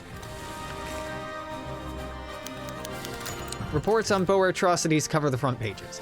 Desmond, an active construction worker in New York City, heads to a grocery store to pick up the latest edition of the New York Times. Has a long conversation with a coworker about the South African War and the conflict was still fresh in his mind as he left work today. Man selected his copy from a grocery store counter and opened it, finding today's headline in bold: War in South Africa rages on. Ever since the war broke out between the Reichskommissars and the Republic, Desmond publicly showed his strong opposition. When he was not working, he could be seen at anti-war protests throughout New York City. Began reading about the recent German offensive, ripping through South African heartland, wondered why he was paying taxes as part of pointless war. Once he reached the bottom of the article, a new bold headline appeared directly under it: Boer massacres take hundreds of lives. Desmond couldn't believe what he was reading in the article. The Boers, supported by Germany, brutally raping, enslaving, killing women and children. At least 500 individuals suffered the hands of the invading party, and the war was only just beginning. It was then that Desmond really saw the scope of the war, and why it was so necessary that Americans get involved. Innocent, unarmed human lives were at stake. The man imagined what could have happened if his wife, his daughter, and son were victims of Boer atrocities. Gave the cashier a handful of coins, he began to contemplate whether he can really support the war effort.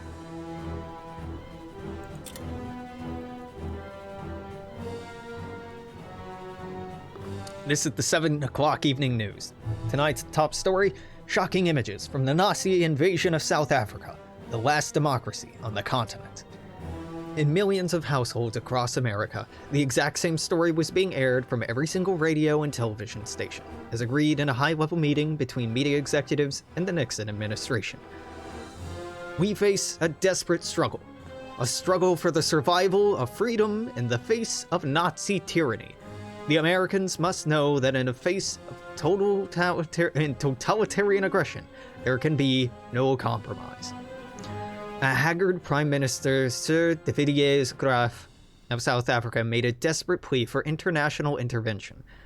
To the hearts of Americans, a snide question asking if said freedom extended to Africans was edited out.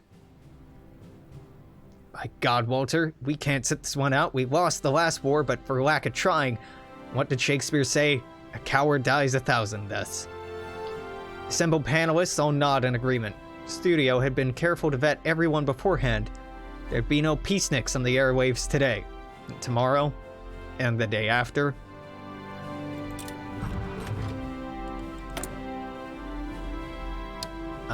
Spread our message is unnecessary right now, right? Yeah. Public discontent is non-existent, and we can probably keep it that way. For the time being, I'm gonna shift Irish politics towards democracy. I don't even know if it works, but I'm gonna click the event anyway.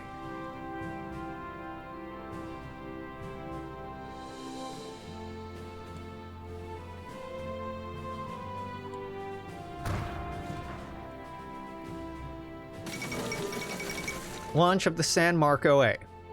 After years of experimentation and planning, Italy has finally moved her first step into the conquest of space.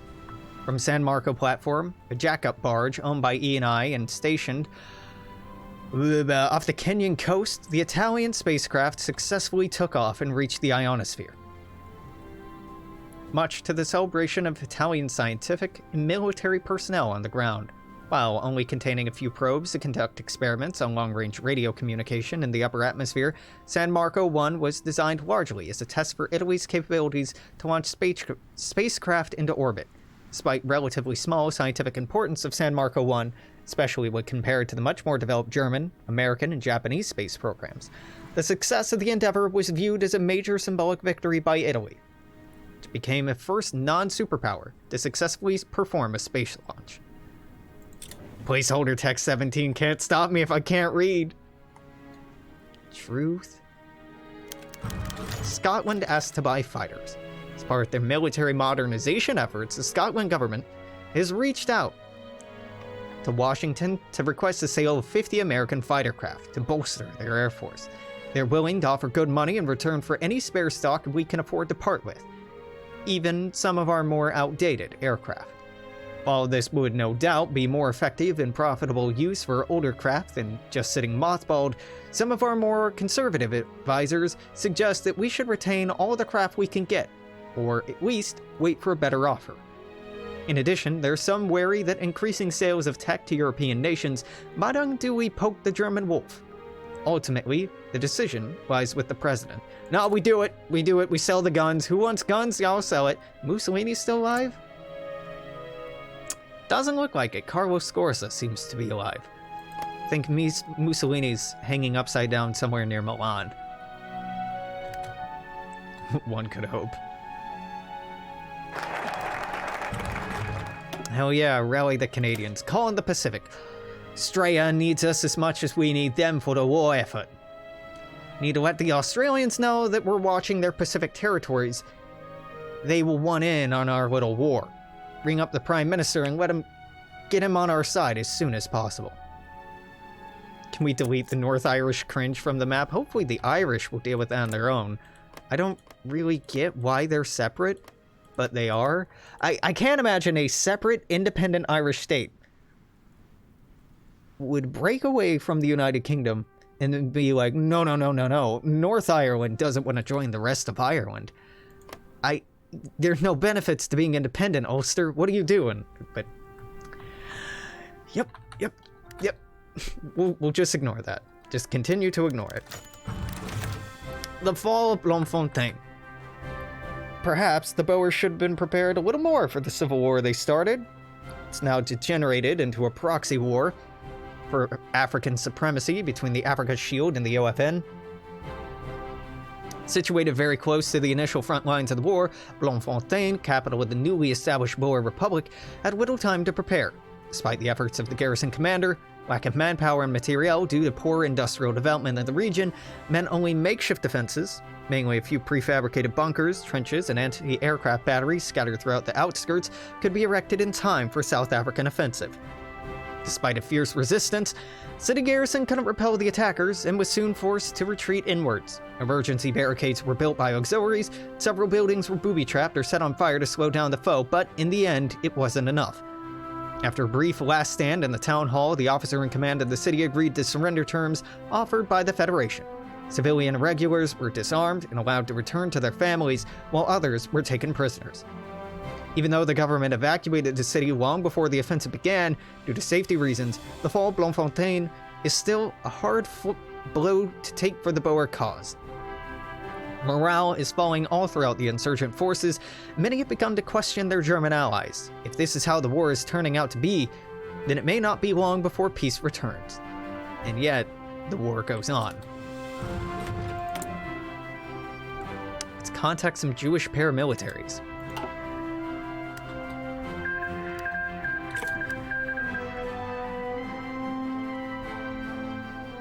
How long until my... Oh, the African National Congress has been defeated. It's a shame, but not surprising. I was hoping that they would hold out longer, but nope. Hey, Bloemfontein fell again. Weird. Oh, Bloemfontein fell back to the Republic, and now it's in the hands of... It went back and forth. They took it, then the South Africans took it back. We're gonna see that event over and over and over, and...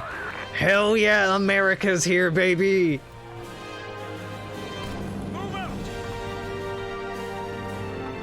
Look at how fast this fucking thing goes. Boop. Boop. Boop. Oop. It's so good! It's so good. Move out. The Croatian Winter. There was a time, perhaps now only remembered by graybeards and idealists, when Croatia was a beacon of tolerance. A multi-ethnic, multi-confessional state that served the interests of the many, not just the few. Now the triumph of the vicious Ustase seems to guarantee that those days are gone forever. It's hard to imagine what threat undesirables could pose to Croatia, given that Italian rule has brought about general subjugation, but whatever it is, it's apparently fearsome enough to justify harsh reprisals currently being conducted by the Ustase stormtroopers. As the blood of more unworthy flows and jackboots march through yet another European city, Croatia's overlord and protector, Italy, is already starting to mobilize against the Black Menace at their borders. The Italian Empire has already ousted the Ustase once. They'll most likely do it again. It does sound mighty Zionist, doesn't it? Move out. I'm gonna do something stupid here, and hopefully it pays off. Alright, didn't pay off. Did not pay off. Moving back. Was like, can I just charge in there? Move out. Once I get a few of these divisions on hand, I can absolutely just charge in wherever the fuck I want. But for the time being, we're not invincible. Not yet. Only a few days left of the war. The Righteous War. Our mission for this campaign is set in stone. As a leader of the OFN, we will fight to ensure that all democracies stand and freedom bells ring across every continent. We will fight to preserve liberty in South Africa, and will stand for nothing less. If we can pull this off, we will certainly have established a power base in Africa. Taking cover. Move out. Move out. Okay, I gotta let our organization pop back up a little bit before I just keep going ham. Move out. I lied, I'm just going ham. Boop, boop, boop. God, it's satisfying how quickly they go. So, I'd really like to... I'm gonna need more troops. Honestly, I'm gonna need more divisions on the ground to pull this off. Once I get 2 or 3 of these here, I can swoop through and just annex people, like, immediately. But this is gonna take a bit more patience. So I'm gonna be a bit more careful and not overextend. Just cleaning up the front line so they can move forward. You got it. That's the plan. Because AI bad and human less bad. Move out. Move out. Yep, just doing a little encircling here. Don't mind me.